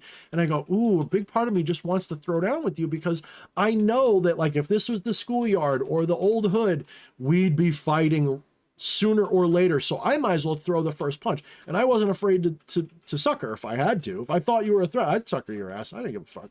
I didn't have that much pride. You know, if you were a threat, I didn't maybe jump in with 10 people. But if I was like, this dude means to hurt me, I better take care of him now, then I would do it. So I don't know, man. It's like, I look at the world going on right now and it's like, here's the thing that I keep saying and I keep hearing echoing in my head. You know what the problem with us is? All of you guys who think the way I do and see what's going on, even like a little bit like the way I see it. You know what I think the problem is we're afraid of sounding unreasonable. That's our problem. It's not that we're unreasonable. It's that we're afraid of sounding unreasonable. We're facing some unreasonable, tyrannical, authoritarian bullshit. And our founding forefathers and my grandfather, if he was at my age or younger, he'd be like looking for a militia or something. Like they'd be doing something. Maybe not violently, but they'd be doing something.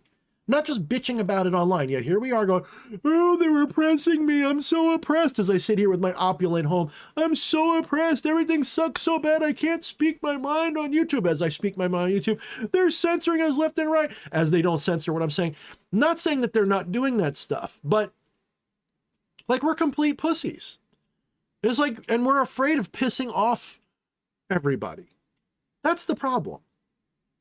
And I've recently turned that leaf over and I said, you know what? I don't give a fuck who I piss off now. Maybe I'm just the right age. I think around 40 something, you kind of stop caring if you piss people off. Maybe if you're in your 20s, you're petrified of pissing people off. But where I'm sitting now, I kind of don't care if I piss you off that much anymore. Because I know that for every person I piss off, 3 other people are like, wow, that guy's got balls. I want to watch him. So fuck it. I'll have balls. So yeah, Pryor goes on the bus. I agree. Richard Pryor goes on the bus. No question. No question. Just because. Maybe he'll drive the bus. Maybe he'll drive the bus. Carlin will be the guy with the map. I don't know. Like we got to figure, maybe they'll just switch it off and on. But Pryor could be on that bus. I think he'd be fun to have on that bus.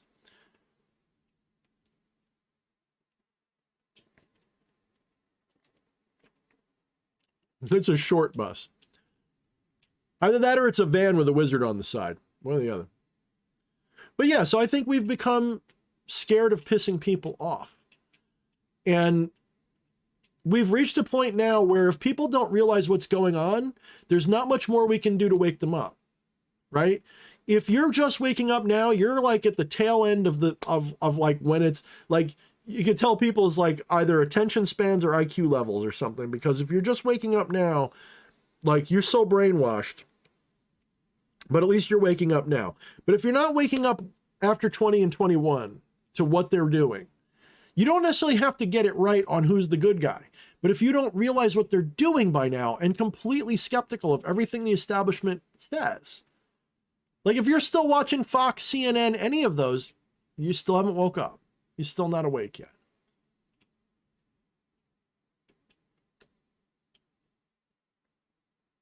So fuck them all, right? Fuck them all. This is why I've, 2 years ago, I started dipping my toe into telling people what I think about politics and things. And a voice was like, you're going to lose fans. You're going to lose fans. And then sometime in 2020, I asked Azazel if I should. I'm like, what should I do if people get mad about what I'm saying? And he's like, fuck them. Like literally, he said, fuck them. Like that came from a fucking spirit. Fuck them. Like, and I said that to EA, and EA's like, dude, that sounds exactly like what he would have said. Oh shit. Gin Genie's right. People are so sick of cancel culture. But here's the problem why it might not, because cancel culture is part of the establishment system. So it will get canceled in its due time. The problem is the system itself needs an overhaul. Until big tech, so long as big tech is allowed to act like a publisher. See, the problem is big tech has become as important to our society as our telephone used to be. How many of you guys, let me see in the chat, how many of you guys, which would you rather lose? The ability to make a phone call or the ability to use the internet? Right? Which one is more important to your daily life, including your business? Right? Which one is more important to you, like getting permanently kicked off of the big 3, YouTube, Facebook, and Twitter, and maybe losing your email or losing your phone, right? Social media, as much as I despise it with every fiber of my being, has become the new telephone, the new public square. It's become the new, there's a specific word for it, not provider. I can't think of the word for it, but there's a specific word for it. It's become that. It's basically become the new telephone. And I believe that we need to pressure somehow. We don't need to change 230, but maybe we need to change how some of these big tech organizations are classified under 230 or broadly. So AT&T can't cancel you. AT&T can't block you. AT&T can't turn you off of their service just because you said something racist, right? But Facebook and Twitter and YouTube can. I'm not saying you should be able to say racist shit everywhere you go. I'm saying you should be able to. I'm not saying you should be racist. I'm just saying it's a freedom of speech issue. So the telephone company can't say you can't use our phones because you're David Duke, right? Or Donald Trump. But Twitter can. And as a libertarian, this is a weird position to be in, because as a libertarian, as a private company, they should be able to do what they want. However, when that private company becomes the equivalent of a telephone, where you speak to your bosses on it, where you get your weather and news from it, and you can't access that because you said something they don't like, you're no longer talking about, so the freedom of that company becomes trumped by the other one. The only justified activity of government, the only ethical activity of government is to protect human rights and to enforce contract. That's pretty much it. Everything else is bullshit that we've heaped on it that it should never have anything to do with. It shouldn't be in the business of making sure that an airline doesn't close. Like that's not the government's job. Government's job is to protect human rights. That means basically everything that's enshrined in the Constitution, the Bill of Rights. Just as a starter for, I think we should have more fundamental freedoms in a lot of ways. And then enforce contracts. Yeah, a utility is a good way to be. Yeah, I guess a utility, right? They're closer to a utility now.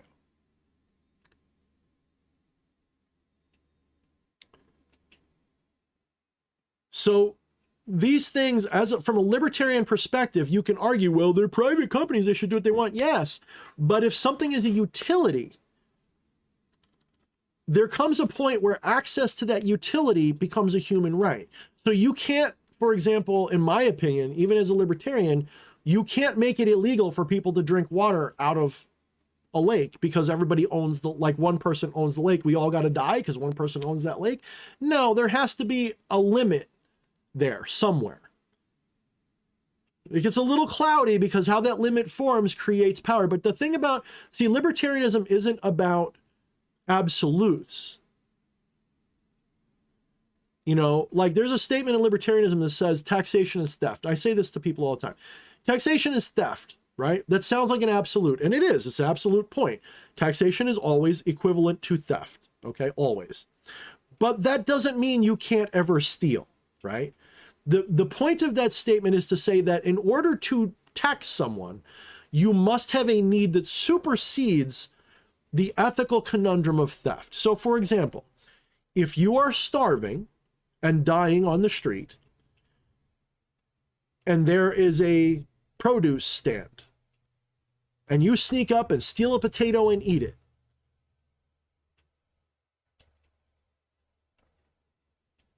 that is a much lesser theft than someone who is on their way home from work and has $100 bill in their pocket and just slice a potato and eat it.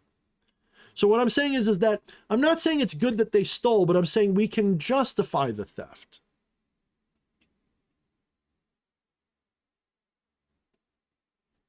So from the libertarian perspective, to tax somebody, you must have a very, very compelling reason that supersedes the personal reason for not doing it.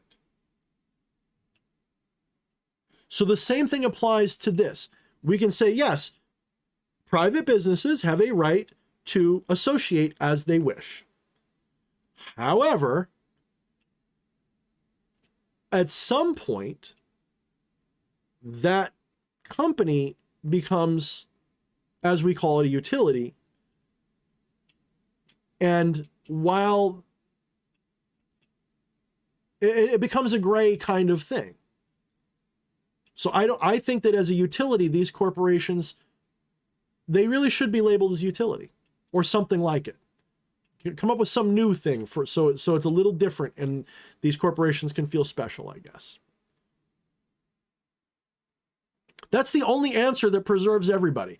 If you do that, then these corporations get to continue wheeling and dealing and being important, because the phone company is still pretty fucking important. They just can't shape the political narrative anymore, which is what they're doing. And that is inappropriate, in my opinion. You know, if you want to say, you know, you can't use Facebook to organize a crime spree, okay, that makes sense.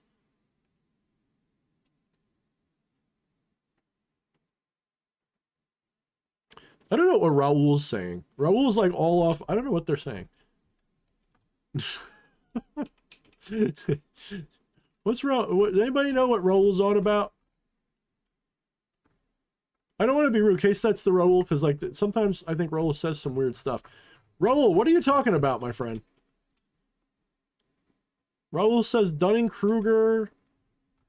I don't know who they're talking about. Dunning-Kruger, kind of obvious, not your fault, born that way. I'm looking to see, are people talking to Raul and you guys are just bantering? What is this? It just seems like random comments that are just like out of left field. The color blue, you know, the usual oblivious narcissism. What the hell?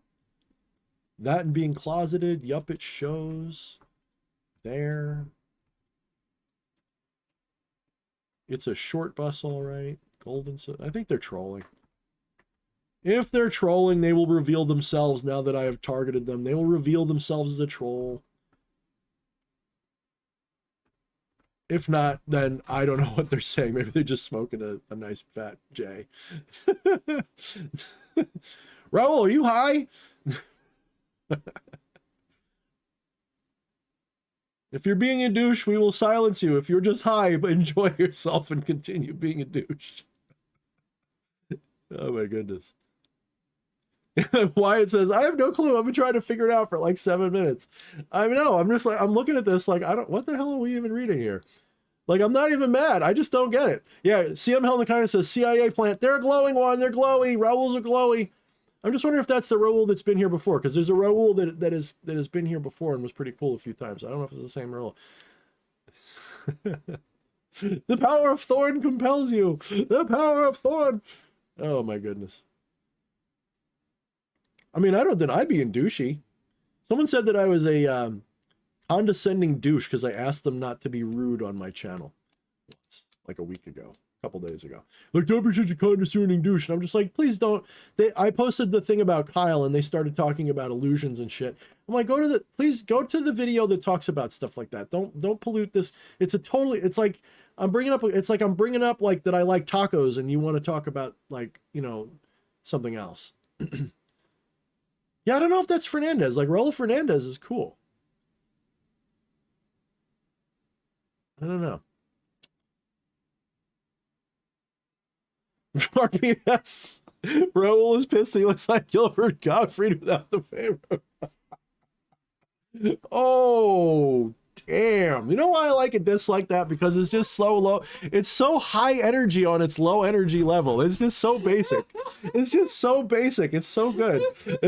The power, oh my god. Yeah.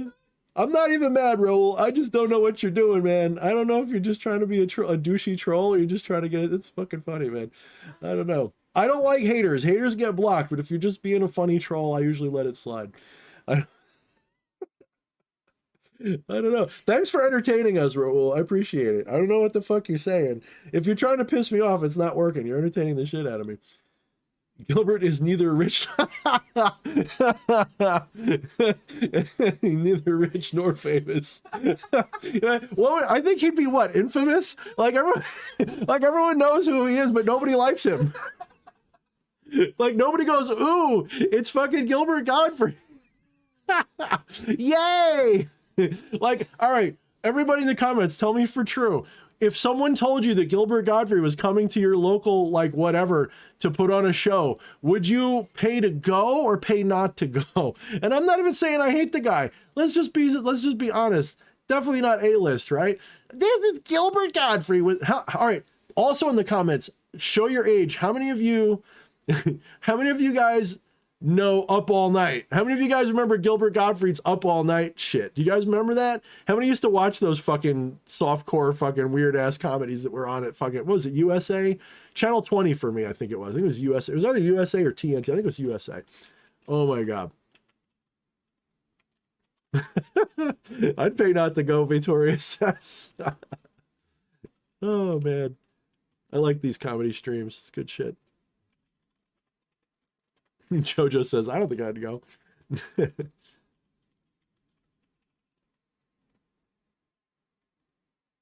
I mean, I'd go if he had a good, like, someone to counter him. Like, someone to pick on him, right? For him to, or someone for him, like, I would watch, like, he makes fun of people pretty good. I'd watch him if he was heckling the audience a little bit. That'd be kind of good. But I wouldn't watch him otherwise.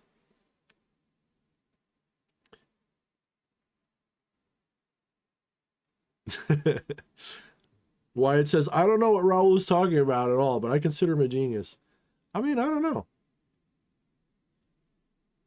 I don't know. I think they sound to me like they fucking just, you know, like they've been riding that bus with me and fucking Alan Watts and shit for a little too long. And they're just no filtering right now. They're just no filter, guys. Just saying whatever the fuck. Oh, Ophelia says he's still alive. I think talking about Gilbert Gottfried, maybe. I think he is, right? I'm pretty sure he's alive.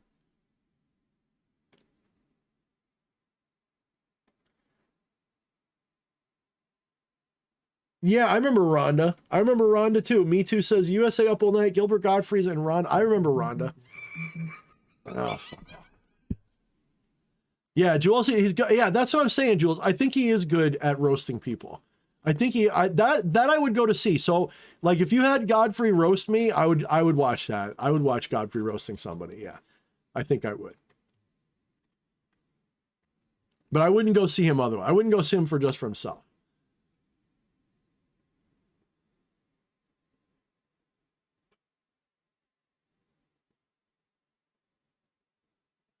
All right, Wyatt, I will never use your age as an excuse to defend you again. Everyone make fun of him for his age. Go after him. Nail him. 55 viewers. Yeah, we had 65 before. What's going on here?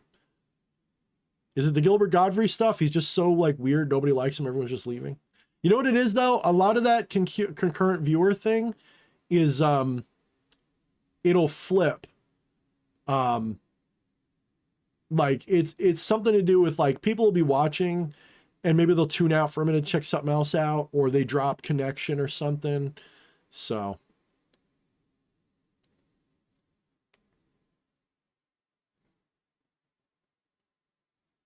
yeah, 1217, yeah. Well, equals 11. It's an interesting numerological point.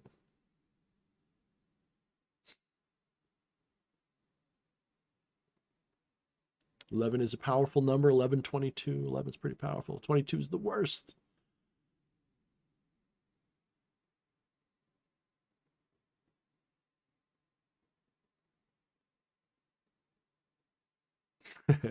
Why it says, I'll be here till you kick me out there. Hey man, don't like, I'm not trying to be some kind of like cult leader. I know that like Shadow Doc always wants me to start a cult. I don't even think he wants me to do that because I think he just wants to watch.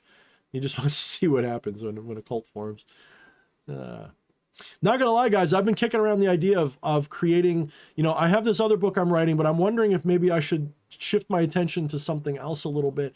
There's sort of a self-initiation organization I'd like to set up.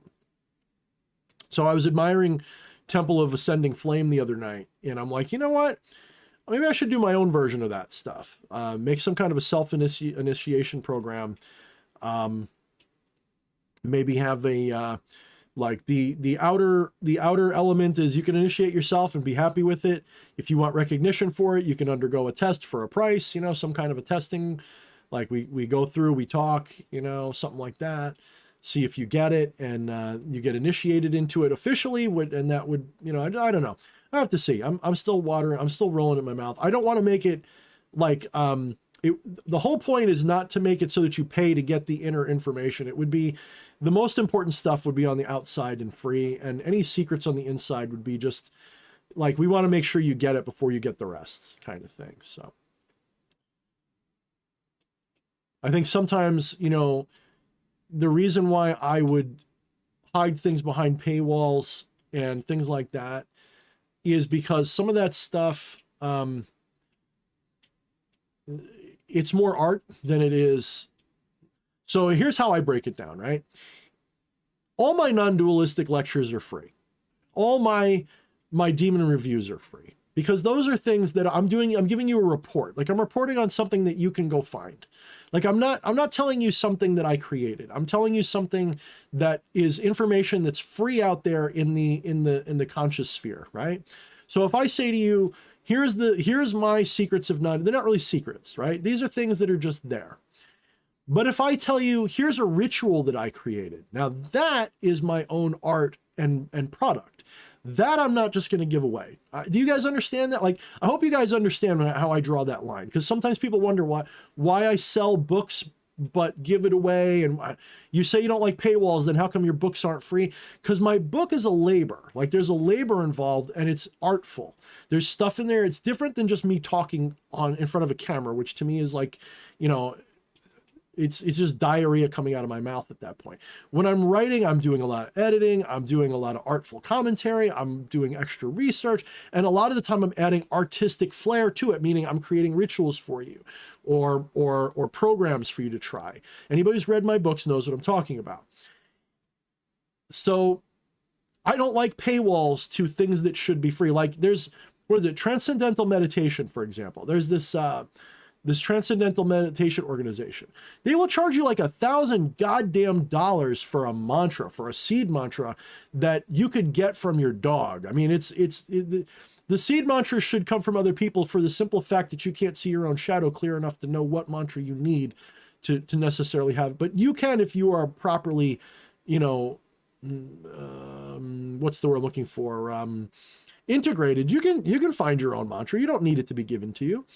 And even if you do get it from somewhere else, then you can absolutely, go find someone that just knows mantras and be like, which one do you think I should use even? You don't need to spend $1,000 to TM. I mean, it's ridiculous. It's ridiculous. I would never do that. That is insane. So if I were to do anything like that, the self-initiation process would be, and I think it is what I haven't really, like, I don't want to copy Temple of Ascending Flame. It would be my own thing. But I like the idea of, here's this public free self-initiation program you can do for yourself. It would probably be a lot like what's in Become the Maelstrom, to be brutally honest with you, with some newer stuff in it. And you'd be doing all that stuff. You'd go through a self-initiation process. Then I would evaluate you if you want to spend money to get your name on a registry type of thing, get yourself recognized, get an official something, and have me say, yes, you have, I can evaluate you and you've done it, or I think you failed and this is what you need to do now before I give you that. That,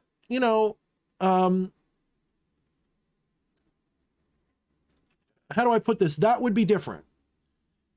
And RPSs, I don't think they're wrong. It says most of this stuff cannot or should not be publicly dispersed without some type of currency, fiat, elbow grease, or mind crunching.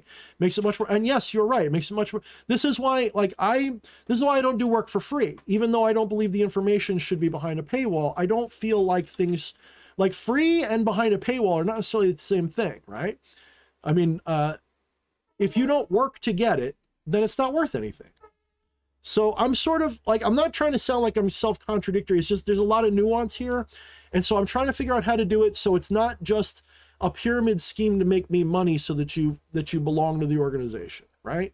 It's meant to be something where here's this thing you can do for free that's really powerful that will help you. But if you want to take it further and you want the attention of the people who know, like if you want my personal energy involved, then you got to pay, right? That's kind of what I'm getting at. So I'm going to think about it, because I might work on that and put that out over the winter. We'll see. I think some of you guys would enjoy it. We'll have to see. Also, for those of you who are participating in my classroom program, I am going to be shutting that down for December. I will probably restart it in January. So for those of you who are currently in that study program that is happening once every 2 weeks, we'll be doing one more this November. I'm not sure if I'm going to be doing it this week or the week after coming up, because I've got a major delivery at my other job that I do. Big truck coming in, and it may kick my ass. It's coming in on the day that we usually do the class. Plus it's Thanksgiving week, so I may do it the week after. If that's the case, forgive me, but there's going to be one more class before I shut it down for December. If you want to continue paying in, I'm going to make an announcement on Patreon so everybody knows it's coming. If you want to stay, on the docket, that's fine. And in January, we'll pick back up. If you don't, that's fine. You can always rejoin in January. Look out for the announcement for it. So it's up to you. All right. And I think I need a vacation from doing the class, because I've really got to recenter on what I want to teach you guys. So I've got to re-examine what I'm doing with that, So just to put that out there.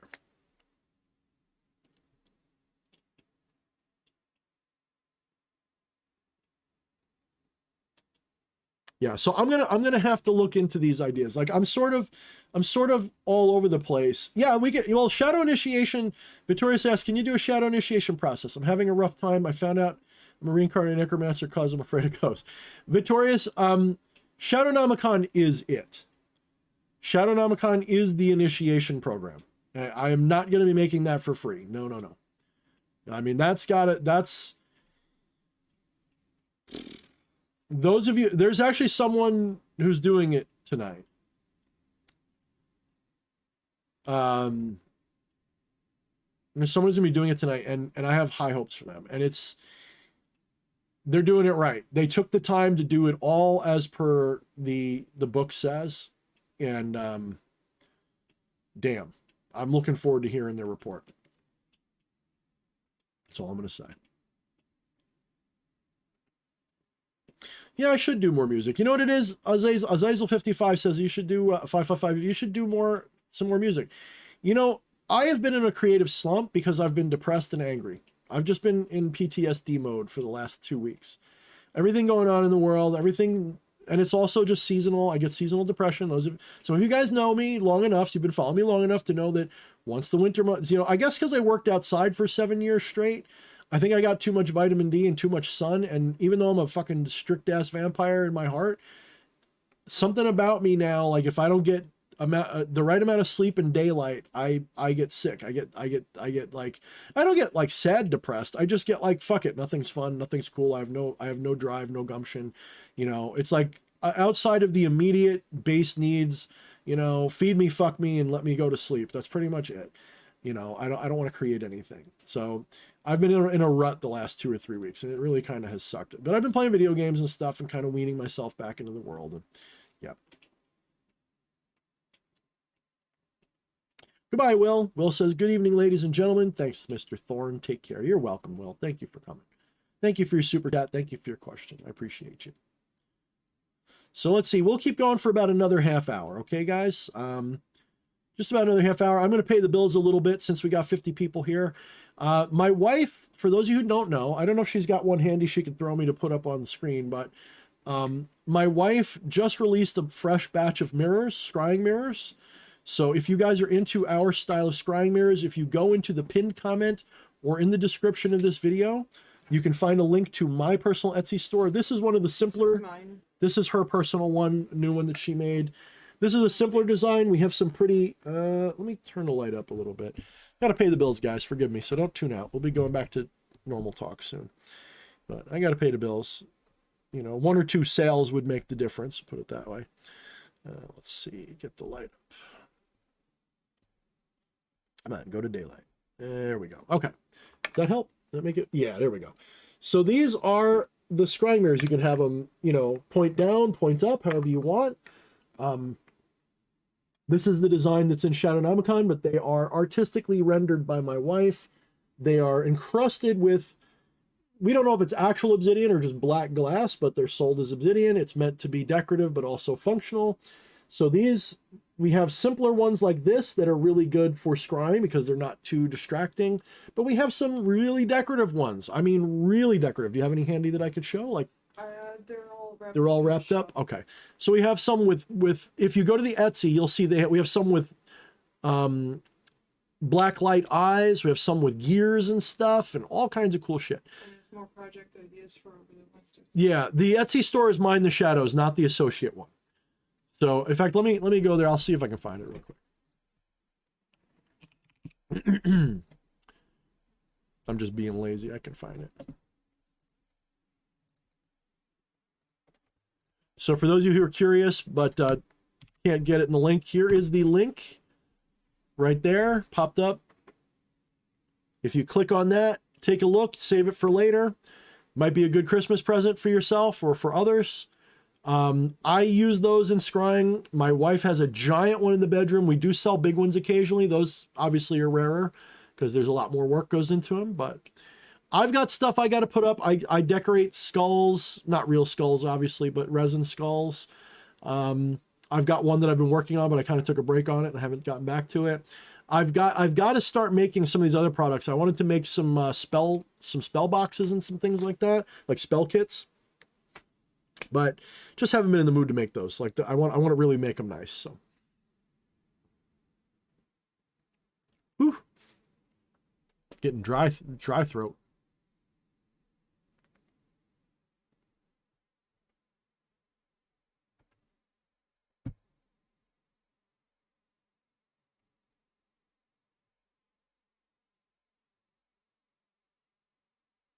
Yeah, I don't know if Blood Red is talking to me when he says, I get what you mean. Recently, I found a cure for that through tantric practices. You know, I've never been into tantra itself. I really should consider what you're saying though, because there's definitely ways to get through it. Because I do achieve it, you know, and it's just getting, you know what it is? Depression is a really vicious motherfucker because you'll know that you can do something about it, but you can, you know, because it is chemical and clinical. It is not like, oh, I'm fucking up. But once you hit it, you know that there's ways to solve it. Like you can get up, walk around, you can do things active, go exercise, go for a walk, and that'll often help. But depression makes you not even want to do that. Like it's like saying like, I know this will help me, but I don't want to do it.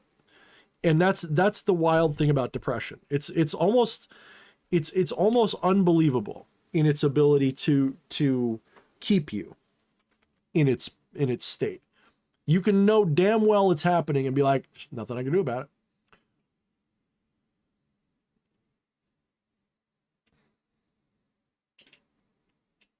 Blood Red asks about Karanza. He says, here's a serious question. You've spoken on Karanza. I've only spoken in passing because I'm not super knowledgeable at Karanza. Most people don't know. I am not what you would call a bookworm occultist. I'm more of a practicing occultist. It's a little different. I don't read a lot of books. I don't take a lot of other people's gnosis. My main study is non-dualism in all its forms. And then my own occultism sort of percolates out of that. Occultism to me does not necessarily mean things that were hidden by traditions, but things that are hidden in. So maybe I should make a video on this, but occultism can mean different things to different people. For me, occultism really refers to the study of what is hidden. That does not necessarily mean things that are part of occult orders. That is one form of occultism. Yes. Like, so you have Six Hexenhammer, right? He's an occultist because he studies occult works and knows a lot about the occult in general. To me, however, the word occultism means that you are looking for the hidden, meaning the thing behind the Platonic form, the invisible world. You're looking to see that. And that is my form of occultism. That's what I'm about. So when people hear me talking about occultism, they might think that means I know everything about all these occult systems. If I give that impression, I don't mean to. That is a lot of it is intuitive on my part. Most people don't realize, like, if you hear me talk about something, I haven't done a lot of research sometimes on it. I am literally just downloading something and I just know it. I know that's like kooky, but I have to be serious and honest. I don't study much of this stuff. I will occasionally look up something on YouTube or whatever just to round myself out so I don't sound like a complete idiot about it. But then I will come to certain intuitive understandings just from that. People go, wow, where'd you get the, well, I mean, it's just kind of, it seems obvious to me. So I'm not sure where you'd put that. But I am not a bookworm occultist. I have a bunch of occult books that I don't read. You know, I just picked up one the other day, and it's an oldie but goldie. It's one that I do recommend. Where did I put it? I think it's called The Black Arts. It's like a reprint from like the 50s or 60s. It's actually pretty good. You know, I mean, it's not like really deep or anything. It's almost like an encyclopedia of like black art magic type stuff. It's not really high end. It's not really low end. It's interesting though. It's interesting to see what this guy says about a lot of these things. I think he died last year or the year before. So it's just an interesting book. I'm about halfway through it.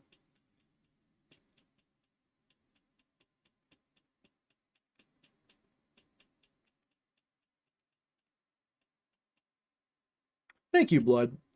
Blood seems cool. Very agreeable person. He says, about what you said on your view on occultism is perfectly reasonable and understandable. I tend to blend my personal intuitive works with the extensive mindful reading. Much power to you. Intuition is strong. Thank you. Thank you so much. You know what it is? Like, so when I was younger, I used to love reading. I don't read as much as I used to. I think I'm too ADHD now to read. I don't know. Maybe I developed ADHD over the years. I don't like to give myself conditions, but it seems like, you know, when I look, I do seem to notice that I might have that. And I don't really enjoy reading like I used to. I blame this. This is why I don't read. That's why I don't read anymore. If you got rid of my computer and my phone, I'd probably read a lot. But because I've got a computer and a phone, I don't read. But I'm not a bookworm occultist because to me, I mean, Jesse says books are just someone else's perspective. Yeah, exactly.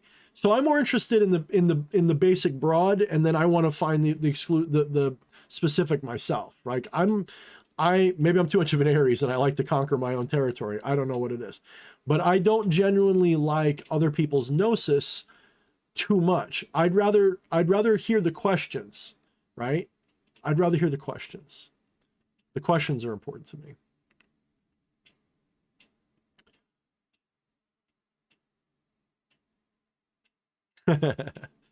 CM says, you need to play Cyberpunk 2077. It's literally an esoteric game. Me and Fleshy have been talking about taking bets on which side you choose and make you play. I mean, I intend on playing it. It's sort of on my, do I want to play that or Red Dead next? I'm leaning Cyberpunk because I just beat Days Gone and I'm sort of doing a new game plus playthrough just for the fuck of it. Days Gone to me was like my favorite game in years. I loved the story. I loved the romance. I loved the whole fucking thing. Maybe it's because like I identify a lot with the main character because I'm like a goth version of that guy in some ways. Like I love the post-apocalyptic biker look. I love that shit. Like I'm not a biker though. I wish I was into bikes, but my dad lost his foot to a bike, so I'm a little, but give me a Mad Max type of thing. That's cool. Love the fucking game. Great fucking game. It's not everybody's cuppa, but I fucking loved it. And Cyberpunk really sounds interesting. I just want to make sure it's really good and bug hunted and fixed and ready to play. I'm sure it is now, but I really want to make sure it's ready for prime time. And it's really just a toss up, Red Dead or Cyberpunk. And the reason I want to do Cyberpunk more is because Red Dead and Days Gone seem a little too alike, right? So Outer Worlds was good. Whoever brought up Outer Worlds, Angry Finger. Outer Worlds would be more interesting. I loved Outer Worlds. That was actually pretty good. I didn't finish it. I think I got 2/3 of the way through and I kind of fizzled. I don't know what happened. I got to this one planet where it's like a big like loop and I don't know. I didn't like it. I liked it. I mean, I liked it. I did, but I just didn't feel like finishing it. It was too much like everything else. Too much like Borderlands and Fallout mixed together. And I really enjoyed it, but then I just kind of fell out of like addiction on it and I didn't finish it.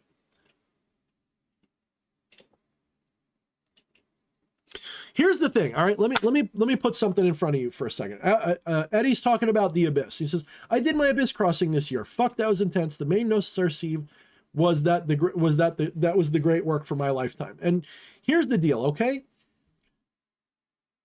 All of the stuff, all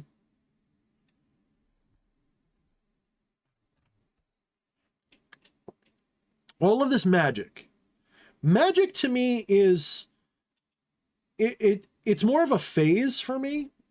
Let me be clear, okay?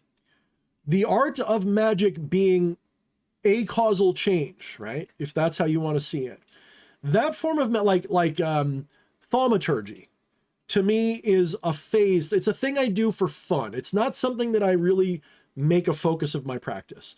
Casting spells, I think, leads you into a dead end if it becomes the focus. I think it's more of a thing you do for certain fulfillments and for experimentation, and really the purpose of spell casting and thaumaturgy is to prove to yourself you are divine. Once you've attained that proof, it stops being so central to the process. I think the real purpose of magic, sorcery, is theurgy. It's to become aware or awaken to or develop your divinity, however your spiritual lens describes it. So apotheosis or just awakening or whatever. That to me is the magic. Like I guess Golden Dawn or Thelema type stuff, where you're recognizing that you're the divine, and that is the goal of the magic.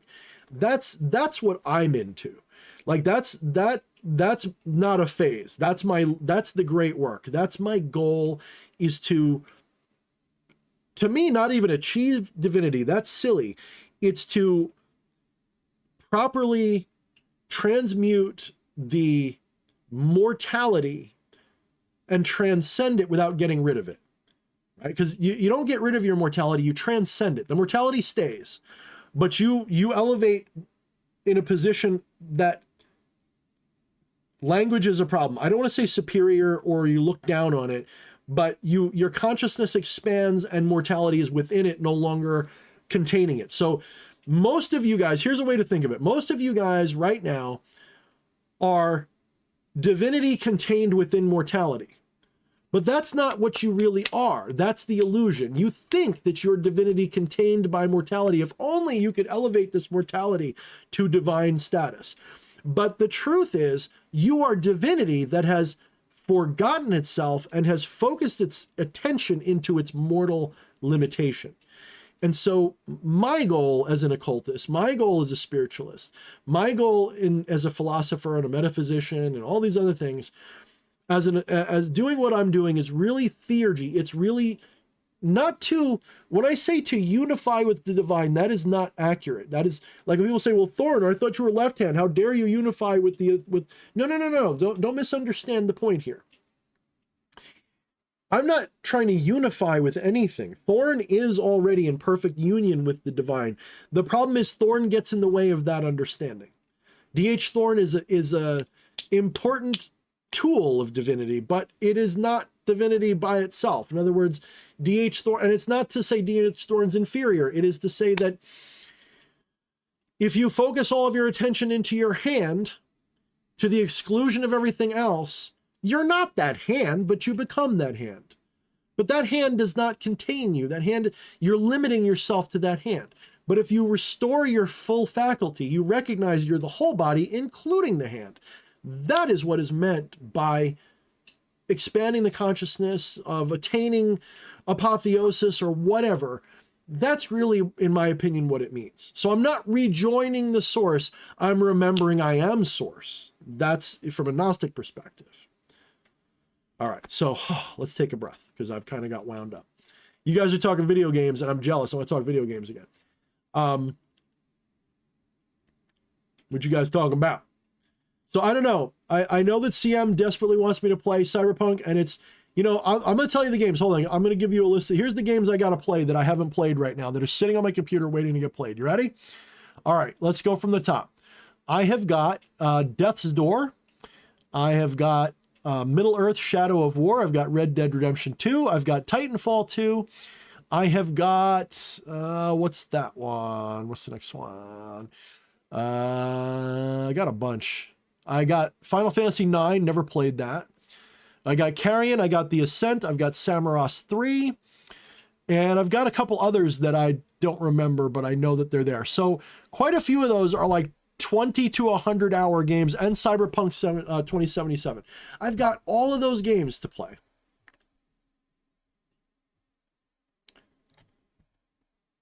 And I haven't played them. So yeah. And I just realized that like my camera's really, am I really fuzzy on the camera, guys, or is that just me? My wife says I seem fine. It looks really fuzzy on my feed. I don't know if that's me or not. Titanfall 2 is 4 to 6 hours. Okay, that's good to know. Thank you, Angry Finger. The fuzziness is coming in and out. It's not too bad.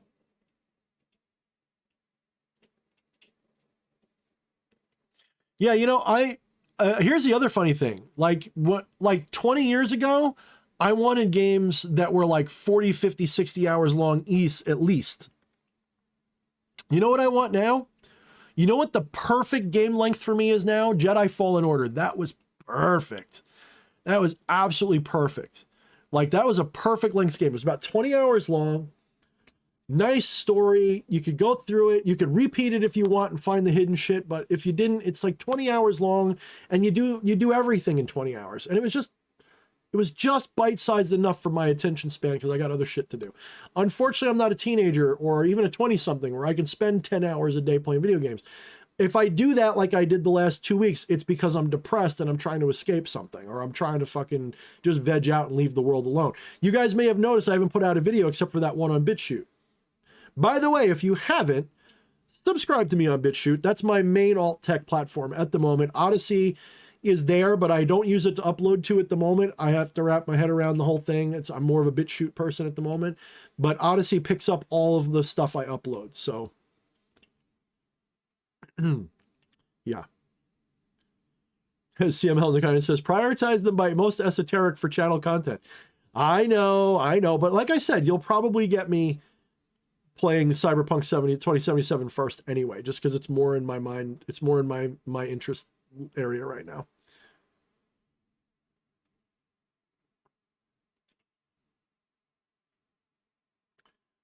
Angry Finger says Red Dead takes forever. I agree. Red Dead has always been like it's like GTA. Like, you can't play that game unless you have to tell people like, I'm about to start a playthrough of GTA 5.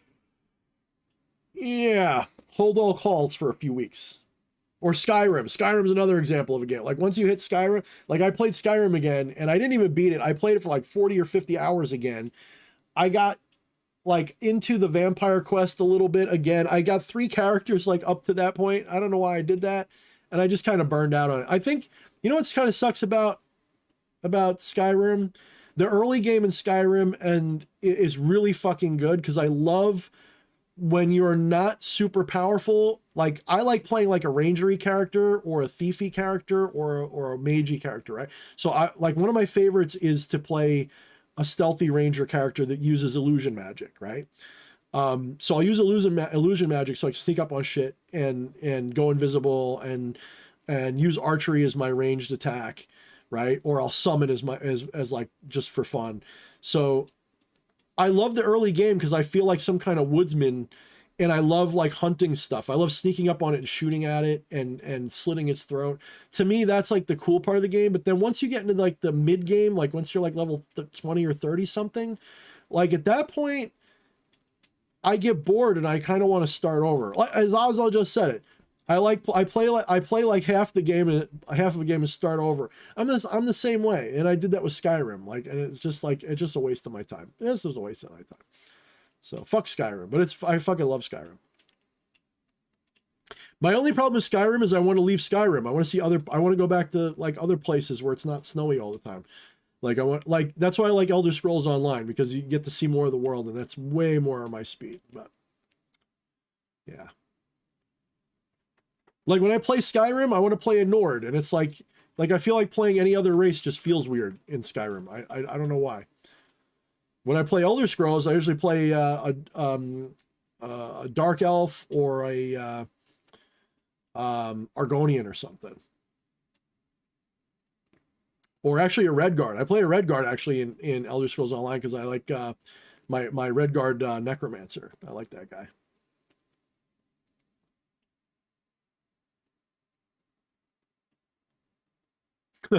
Skyrim, I got tricked into chopping wood for a living for a week. I believe it. Someone should make, I don't know if they did, someone should make more of a survival mod for Skyrim, so you gotta like do campfires and shit. That'd be fun. They probably did do that. There probably is a mod like that. Like, all right, how many of you guys liked Valheim, and how many of you guys burned out on it and never played it after a while? Or how many of you guys like Conan Exiles? I actually love Conan Exiles. And that and Valheim were just those are like two of my more favorite open world building simulator games. My only complaint about Conan Exiles was I wish that they had more story in there to discover and enjoy. Like, I just wish that there was quests you could go on or something. Anything like little, even if it's just little side missions.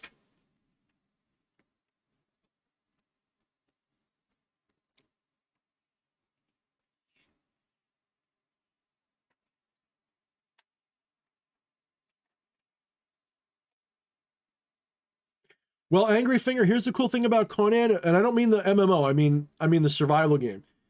If you have your own server, you can turn that all down. Like when I do, I mean, I could do it again if there was interest in it.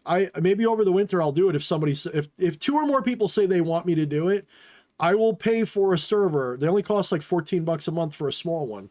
I'll start a Conan Exile server and I'll turn on the settings so you harvest 3 times the amount.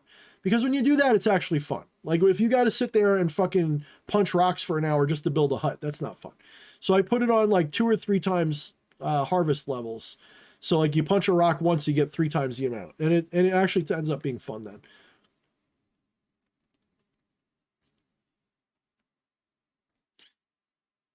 You know, it'd be fun if I did do the Exiles thing. I'd want to get like my Discord server all riled up, and have you guys make 2 teams and do like set up 2 fortresses, and then like every couple weeks or every week you guys have a big war, and in between you guys have skirmishes and shit. Like that'd be fun.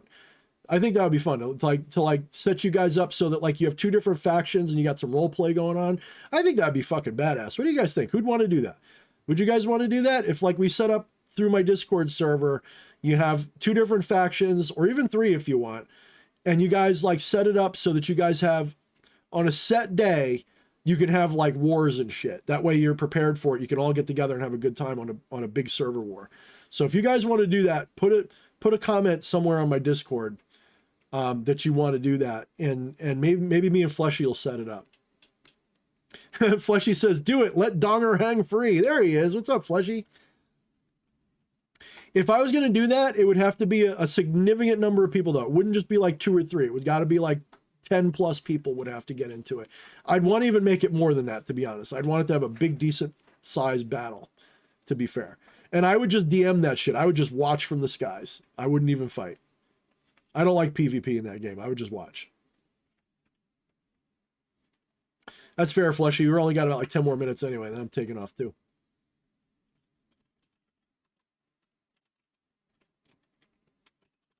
Yeah, if you're on my Discord, go into the video game channel and create a thread, and let's take a number of committed points, and then maybe I'll do it over the winter, starting in January. Like I'll pay premium and get the biggest server size they got, and we'll just get a war going. And it'll be a private server, by the way. If I did the Conan Exiles things, it would be a private server, so you don't have to worry about randos coming in and fucking with you off the schedule.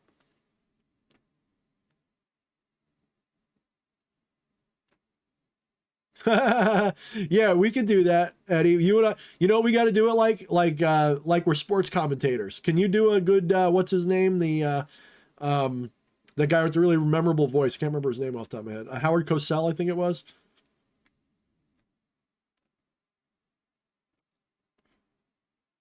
Oh, and here comes Fleshy. He's coming in with that dong swinging around. Look up! He just hit Sam Hellekainen right over the head. Oh, it's going down. That'd be fucking great.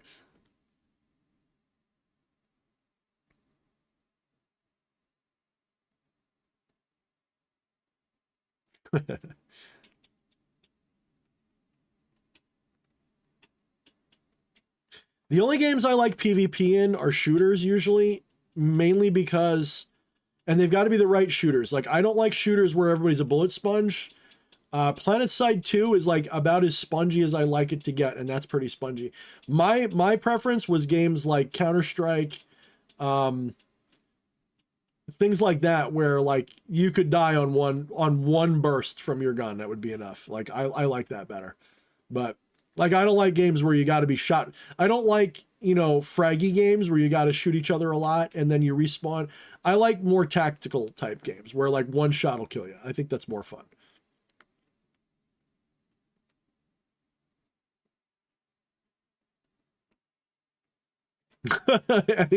Well, the key here, you got to do, who's that?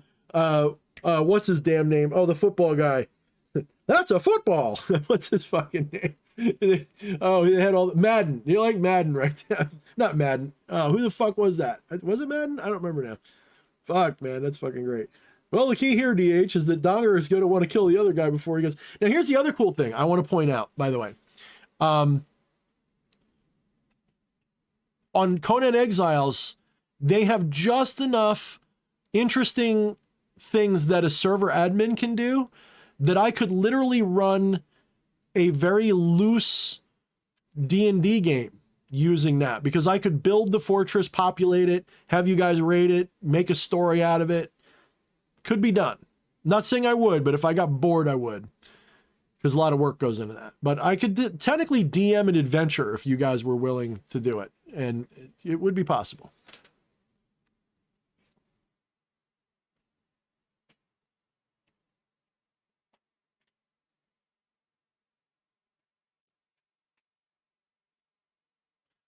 Yeah, Sony says bullet sponges can also be a result of, the reason, that's why you tend to make people spongy is because of ping. Like if most of these MMO shooters, they want as many people in it as possible, so they make it so that you don't need as high a ping to be competitive. And to do that, you got to give people bullet sponginess. But the problem is that just makes it longer to kill people regardless of ping. It just makes it, I don't know. I don't enjoy it. I just don't enjoy it.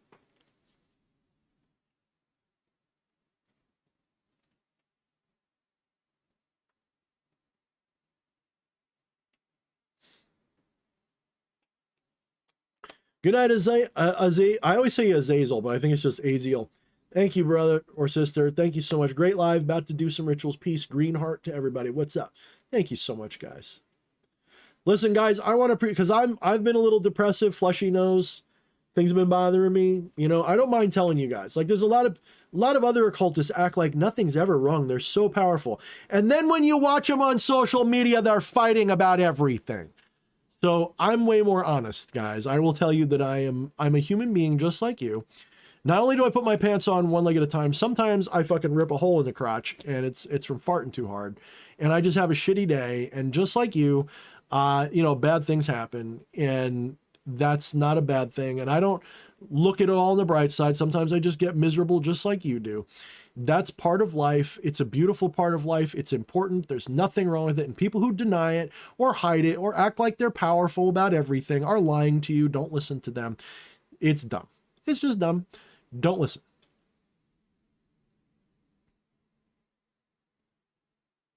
Seven Days to Die. That game always looked really interesting, and then I would play it and hate it within 5 minutes and never play it again. I tried it 3 times, and I never could get myself to play it more than maybe an hour. Just something about it, like, it's got everything that I would want, and I don't like it. Can't explain it.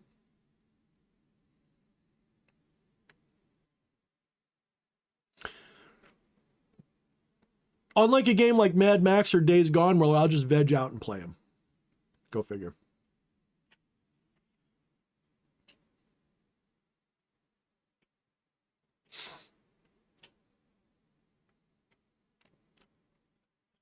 My throat is so dry. My goodness. It's not even dry. I don't know nothing about Overwatch except that I'm too old to play it. That's all I know about Overwatch. Correct me if I'm wrong, but I feel like Overwatch, like if you're over 30, you ain't playing Overwatch much. I don't know. Maybe I'm wrong about that.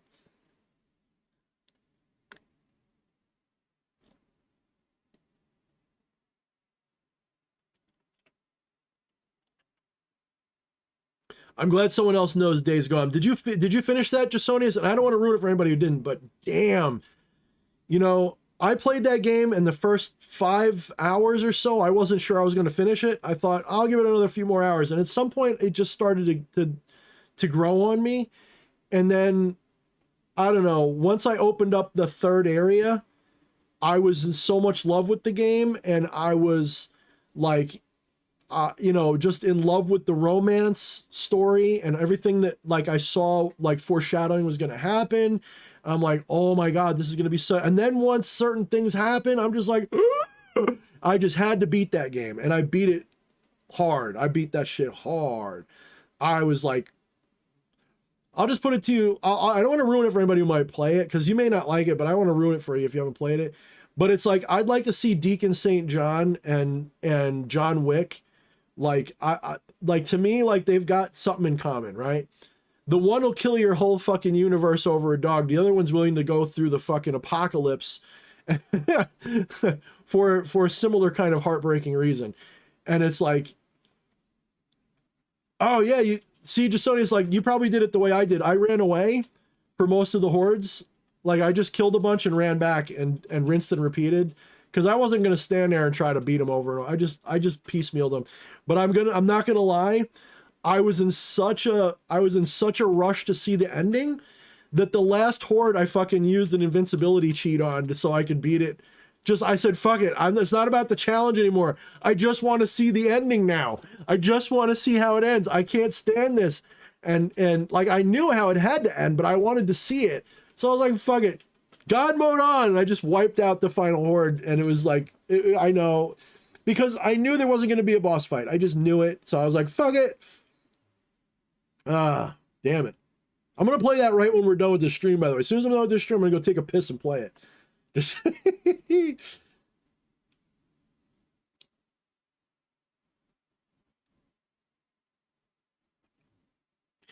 and it's, if you're a hopeless romantic and you don't mind it's a little sappy at parts, it's fucking great. Don't want to give anything away. I think, here's something political you may not like to hear. I think that game was critically shit on because it was too, I don't want to say all this because people will take this out of context and talk shit, but it was a game where you had a very traditional white male protagonist with a very traditional heterosexual storyline, heroic male saves the day. It didn't have any social commentary hardly at all. And it dealt with like, Americana style themes, right? Bikers and stuff. That kind of shit don't fly with, woke journalists. It just doesn't. They want to see stunning and brave shit now. And it's just, there's a reason I don't play a lot of AAA games anymore, because it's like, they insert too much politics into their games. And I was glad this one didn't have any. Everything was just perfect about it. Like, it was just a breath of fresh air.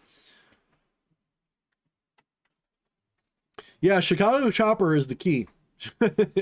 Chicago Chopper, bunch of napalm. I agree. But I think rinse and repeat would be how I just run away and come back. Back for Blood, I'd play that. You know what it is, though? I'm waiting for that to be on sale because, I love the Left 4 Dead games a lot. Like, they were, you can ask my wife, like, we played that religiously with our friends all the time, to the point where we got it so we could beat those games on the hardest settings and make it out everybody, right? We were professional at that, especially the first one. Me and our crew, like, we would gather sometimes twice a week, and we made it our duty. We had to beat each of the campaigns on the ultimate hardest, whatever it was, setting, no death, no nothing, all the way through. And we did it, all of them. We loved those games. The second one, my wife didn't like as much for whatever reason. And even I didn't like it as much, even though it was technically better in every way. We just didn't like it for some reason. And we just couldn't, like, I beat it and everything, but it wasn't addictive like the first one. And Back for Blood, I just feel like I want to play it, but I kind of want to see, like, it go down in price first. I don't know why. You know what it is? I'm a huge fan of Romero style zombies, and the first Left 4 Dead was very Romero style, even though they ran, which is fine, but they had that Night of the Living Dead feel to the game. Whereas the second one was just, it was too campy, I guess, or something. It just didn't have that surreal evil feel to it. It was just, like, oh, we're in the bayou and there's zombies here. I mean, it's really cool and scary, but it's not, it didn't feel as surreal to me.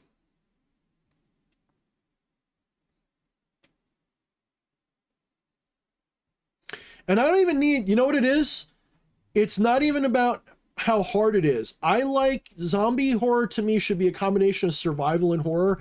I really want to feel like every bullet counts, and I really want to feel like I've got to build defenses and survive the night and then do it again and then reach a destination. Like, that's what I like. I don't want to just, like, it's not about just hordes of zombies. I want it to be like the Romero films. Like, to me, the Romero films are a combination of surreal horror plus that nesting instinct of like bugging out and then bugging in, like all of that good shit. That's what I'm looking for. Dead Rising I didn't like, but I get what you're saying. It was okay. I didn't like it, but I'm not saying you shouldn't like it. I think it was good. Just wasn't for me.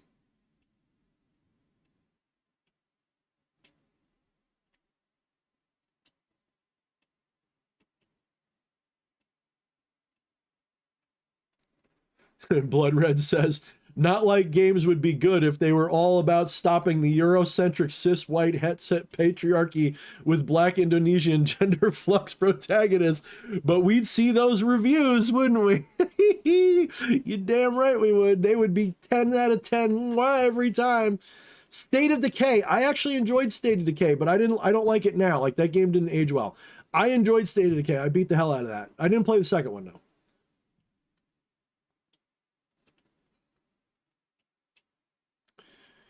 I don't mind. Competent social commentary is important to all stories, but if you're patronizing me or if you're pandering to somebody, the problem is, like, Fleshy will agree with me. He's not here right now, but he doesn't like politics. But Fleshy will agree with me fully. Inclusion's important, right? Representation is important, but not when it's like, you know, Coca-Cola representation. You know what I'm saying? Like, when a corporation just, you know, their idea of social justice is just celebrating a rainbow flag once a year. Like that's not the same thing as actual representation. And pandering isn't representation either. If you over represent, or if you're obviously pandering, it does more harm than good. But like, for those of you who played Days Gone, right? Jasonius, maybe he can help us out. There is a we'll say an LGBTQ couple in the game. It's presented naturally, organically, and in a way that is just, I love those two characters with a passion. They were fucking awesome. Their romance was cute.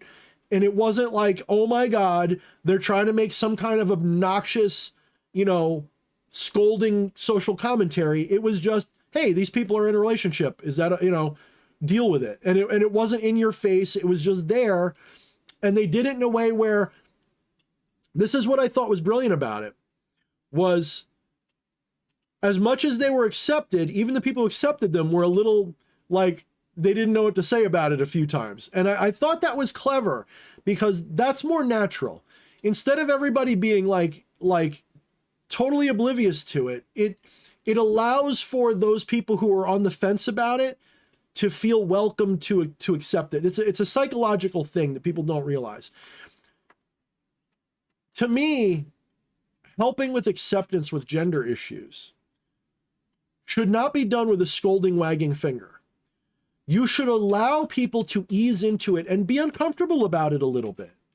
You should allow that traditionally cisgendered person who is raised in a very, very insular, you know, conservative culture, allow them to process the acceptance. Don't scold them into it. Allow them to process the difference. If that means that they've got to be a little uncomfortable and not sure what to say and how to handle it, you got to allow for that without hating them for it. That's the only way that builds. You've got to welcome them into their acceptance by being tolerant of their process. That's the only way. So when you have a game that scolds you about it or drops it in like, you know, like, how dare you be offended about it? That's not, I don't think, healthy. I don't think that's healthy. You know, I think that that's the wrong way. And it's just like telling somebody they got white privilege. You tell somebody they've got white privilege, they immediately, unless they've been brainwashed with that already, they immediately close that gate in their mind, and they will never open it for you.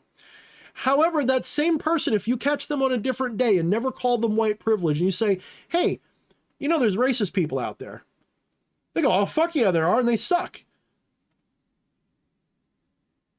When your dynamic is one of accusation, scolding, admonishment, throwing it into people, somebody just said throwing it into faces, throwing it into people's faces, slapping them in the face with it, it doesn't work. You just make it worse.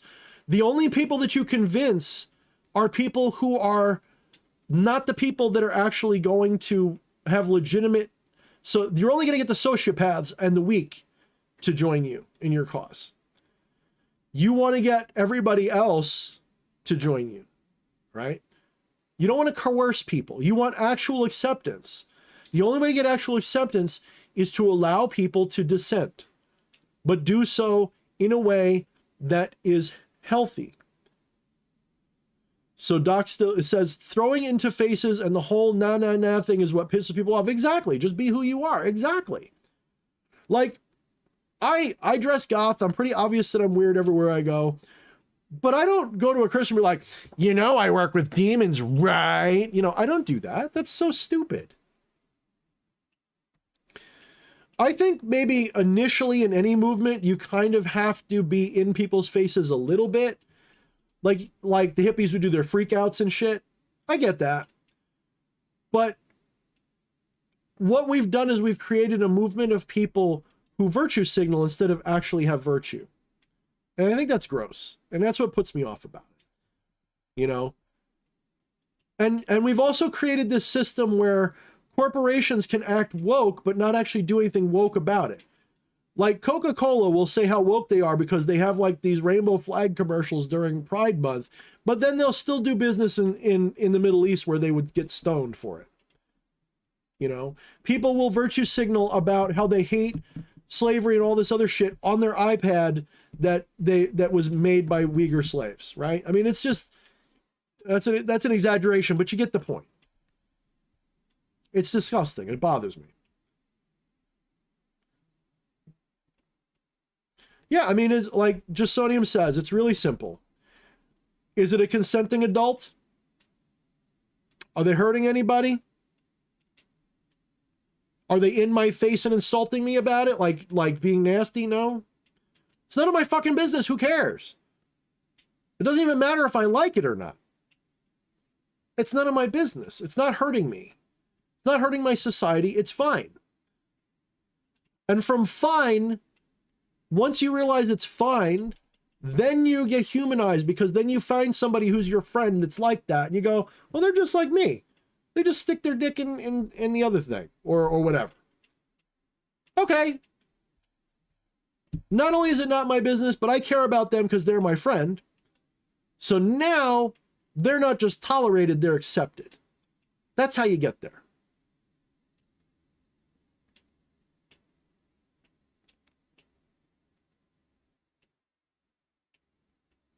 Yeah, Vittorius makes a good point. You know, that's what, look, as much as I got annoyed with BLM and all of the fucking riots and shit, I thought that was wrong. That doesn't mean that I thought that the entire argument was wrong. I think to say systemic racism is there, I don't agree with that. I don't think it's systemic at all. I think the racism is designed to keep us separated. I think that the reason that, say, black people communities are worse off is partially because of economics, but it's also because they're not keeping them down because they don't like black people. They're keeping them down because without keeping them down, they don't have a class of people that they can lean on. It has nothing to do with their skin color or their ethnicity or their race. It's that you need a demographics of society that you can prey on. It's that simple. It has nothing to do with race because that's not it. And it's not about being black. It's literally about, here's a part of the community we can pick on. And it's literally geographic more than anything. So the bad cops get sent there for whatever reason. I don't see it as systemic racism, but it is unfair. I mean, I'm a libertarian. I don't like statism. I don't like the police state. I think the drug war is wrong. I think all of these things are wrong. We need less cops, or not necessarily less cops, but the cops need to be less militarized and they need to be aimed at us less. That's, you know, I'm not saying less, I mean, it's kind of complicated. It's nuanced, obviously. So I wasn't okay with the burning of cities and all of that shit. But I would argue that those might have been glowies burning the city. So my hand is out even to some Antifa types. I have this conversation with somebody the other day. I don't think Antifa's people, I don't like them, but if there's Antifa out there who agree with everything I'm saying and I got them wrong, I'd love to hear it. I'd love to fucking hear it, because I know there's glowies in Antifa and there's glowies in Patriot Moves. There's glowies everywhere. If you don't know what glowy is, look it up. That instigate a lot of this, the worst of the shit that happens. All the violence, all that shit. I'm sure glowies are behind 95% of that, 90% of that. So I'm not big on the police state. I'm really not. I'm not a fan of the police. I'm not opposed to the police. I'm indifferent. I think that there's a use for them, and there's also a reason to keep them in check. They're part of the government system. I don't like it. So it's just my opinion. But I was, you know, before it was cool, I would go, you know, fuck the police to a certain extent. Not all cops are bad, none of that. I'm not like that. I'm not that guy. But I'm certainly like, you know what? There's good cops out there. I know them. I've seen them. I've talked to them. And then I know that there's other guys that would look. I've been pulled over for being white in a black neighborhood. I've on two occasions specifically, because I was a white guy walking through a black neighborhood. They would pull me over and like, what the fuck are you doing here? It's like, who cares? So I'm not saying it's fair, and and we do need to fix things, but not in the way that it was portrayed. Anyway, my point is, I forgot what my point is. What was my point? Oh, because Victoria said that the cops did more for BLM and all that. Yes, by enforcing all those. And why wouldn't they? If they felt attacked by the country too. Why wouldn't they? Well, if the people aren't going to support me, then I might as well support the state that feeds me. That's what happens. It's a vicious cycle. It's a vicious cycle.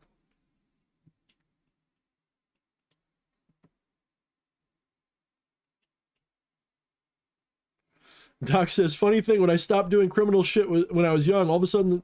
Now, to be clear, I don't have bad interactions with the cops most of the time. The only time I did was in black neighborhoods. Doc, have you grown up in a black neighborhood, or did you work in a black neighborhood like I did? On 2 separate occasions, I was harassed, felt up, told that I matched the description, which is not true. Nobody looks like me. Do I look like anybody? You know, white guy, that's the description. In a heavily black and Hispanic neighborhood, because I worked in a law office that was like a fly-by, it wasn't a fly-by-night, but it was like their call center that was like in the back of a fucking industrial building that was in a black neighborhood. So I had business there at the time, in this one instance, and many of the other instances. I'm just saying this one in particular. And I was coming back from getting lunch at the bodega, where they called me El Negro because I'm always wearing black. They call me Mr. Black. I'm coming back with my bag of chicken and rice and beans, and I'm fucking hungry as a motherfucker, and I'm almost back to my job, and this cop car comes, pulls over, whoop, and I'm like, what the fuck? And they're like, get out, you know, put your hands on the fence, and they fucking grab my bag, feel me all up, and, you know, you match a description, and I didn't know to say, like, am I being detained? Like, I didn't even know. And they're like, what are you doing here? I'm like, well, I work here. Oh, you do, huh? Where do you work? I'm like, right there. So they harassed me for nothing. For literally nothing. That was the first time. You know what the second time was? Waiting for the bus in the same neighborhood to go home from work fairly late in the evening. I'm standing there at the bus stop. This car pulls up. And I could tell, not immediately, but pretty, because I wasn't looking at it. Like, I just glanced at it. Because I'm in the hood, dude. You don't stare at people. This car pulls up next to me. And the guy, I forget how he gets my attention. And I'm waiting for the bus. And he gets my attention. And he just starts asking me, like, random questions. I'm not really paying attention to him. Then I realize it's an unmarked car. I see the fucking flashlight on the mirror. And then I'm like, is there something I can do for you? And he like pulls his fucking badge off from under his shirt. I'm like, okay, what can I do for you? Well, what are you doing here?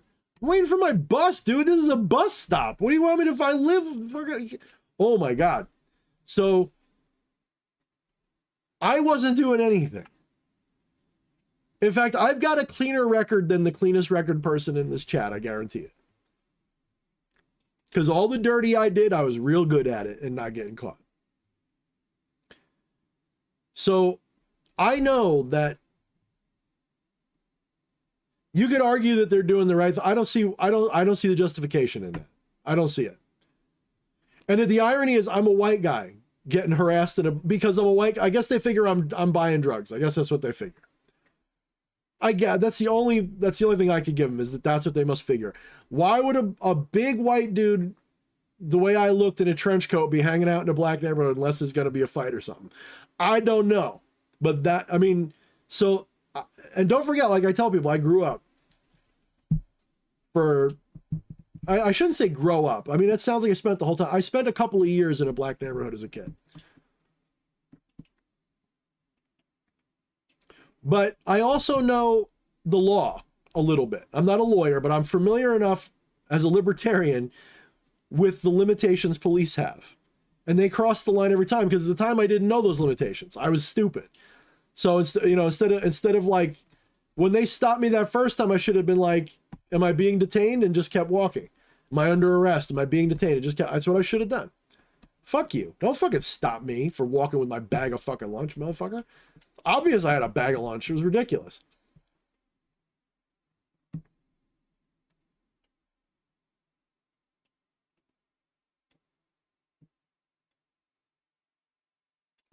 That's right, Jasonius. At least in America, that's true. They've got to either detain you or let you go. And if they detain you, they got to tell you why. And you don't got to say shit. Make them figure it out. Make them fucking take you down to the station. I know that sounds unreasonable, but it's true. Fucking Vittorius, I hate you right now.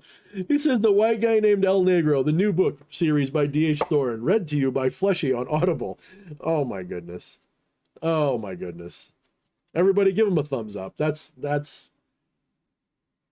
has to be like said in like one of those old TV announcer voices. In a world, The White Guy Named El Negro, the D.H. Thorne story, read to you by Fleshy on Audible. Yeah, that's exactly my story. I got nothing on mine either, but it's because I never got caught. That's what it is. You know what criminals are? People who get caught. That's what a criminal is. That's what a criminal is. Well, I guess I'm not a criminal, am I? That's not because I didn't do shit.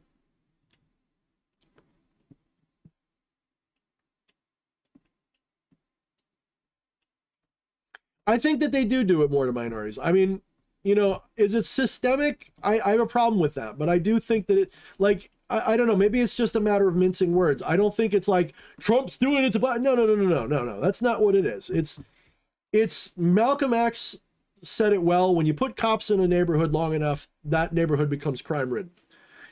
But the irony is, if you don't put the cops there, then the crime takes over. So it is a catch-22. Like, I see it from both sides. It's a catch-22.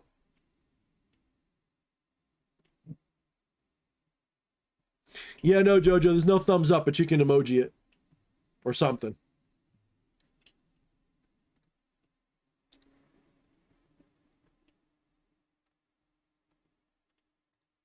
All right.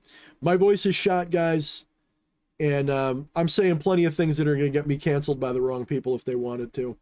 So I appreciate all you guys tonight. I want to thank everybody who stayed this long, whoever's here at this hour. We're down to 30. I usually, when I see it hitting the mid-30s is when I say, okay, everyone's petering out. I want to thank all you guys for staying here tonight. I appreciate you guys being here while I rant and rave. And we had a little bit of fun tonight. So I want you guys to give yourselves a round of applause. Thank you for coming. If you see your way to support me, check out the links in the description. My books are always a great way to support me. You get something for your money. I recommend this time of year Shadownomicon and The Infernal Vampire are really good this time of year, but Become the Maelstrom's a good book too. So check them out. It's in the links in the description. Really appreciate you guys. And unless you guys have anything really important, I guess I'm done. Let me see. Let me get one more comment going. Something short. Let me see. Something good. Something funny. Make me laugh on the way out.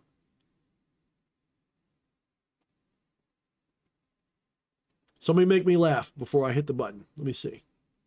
Think of something funny. Not leave until I get a giggle. At least a giggle.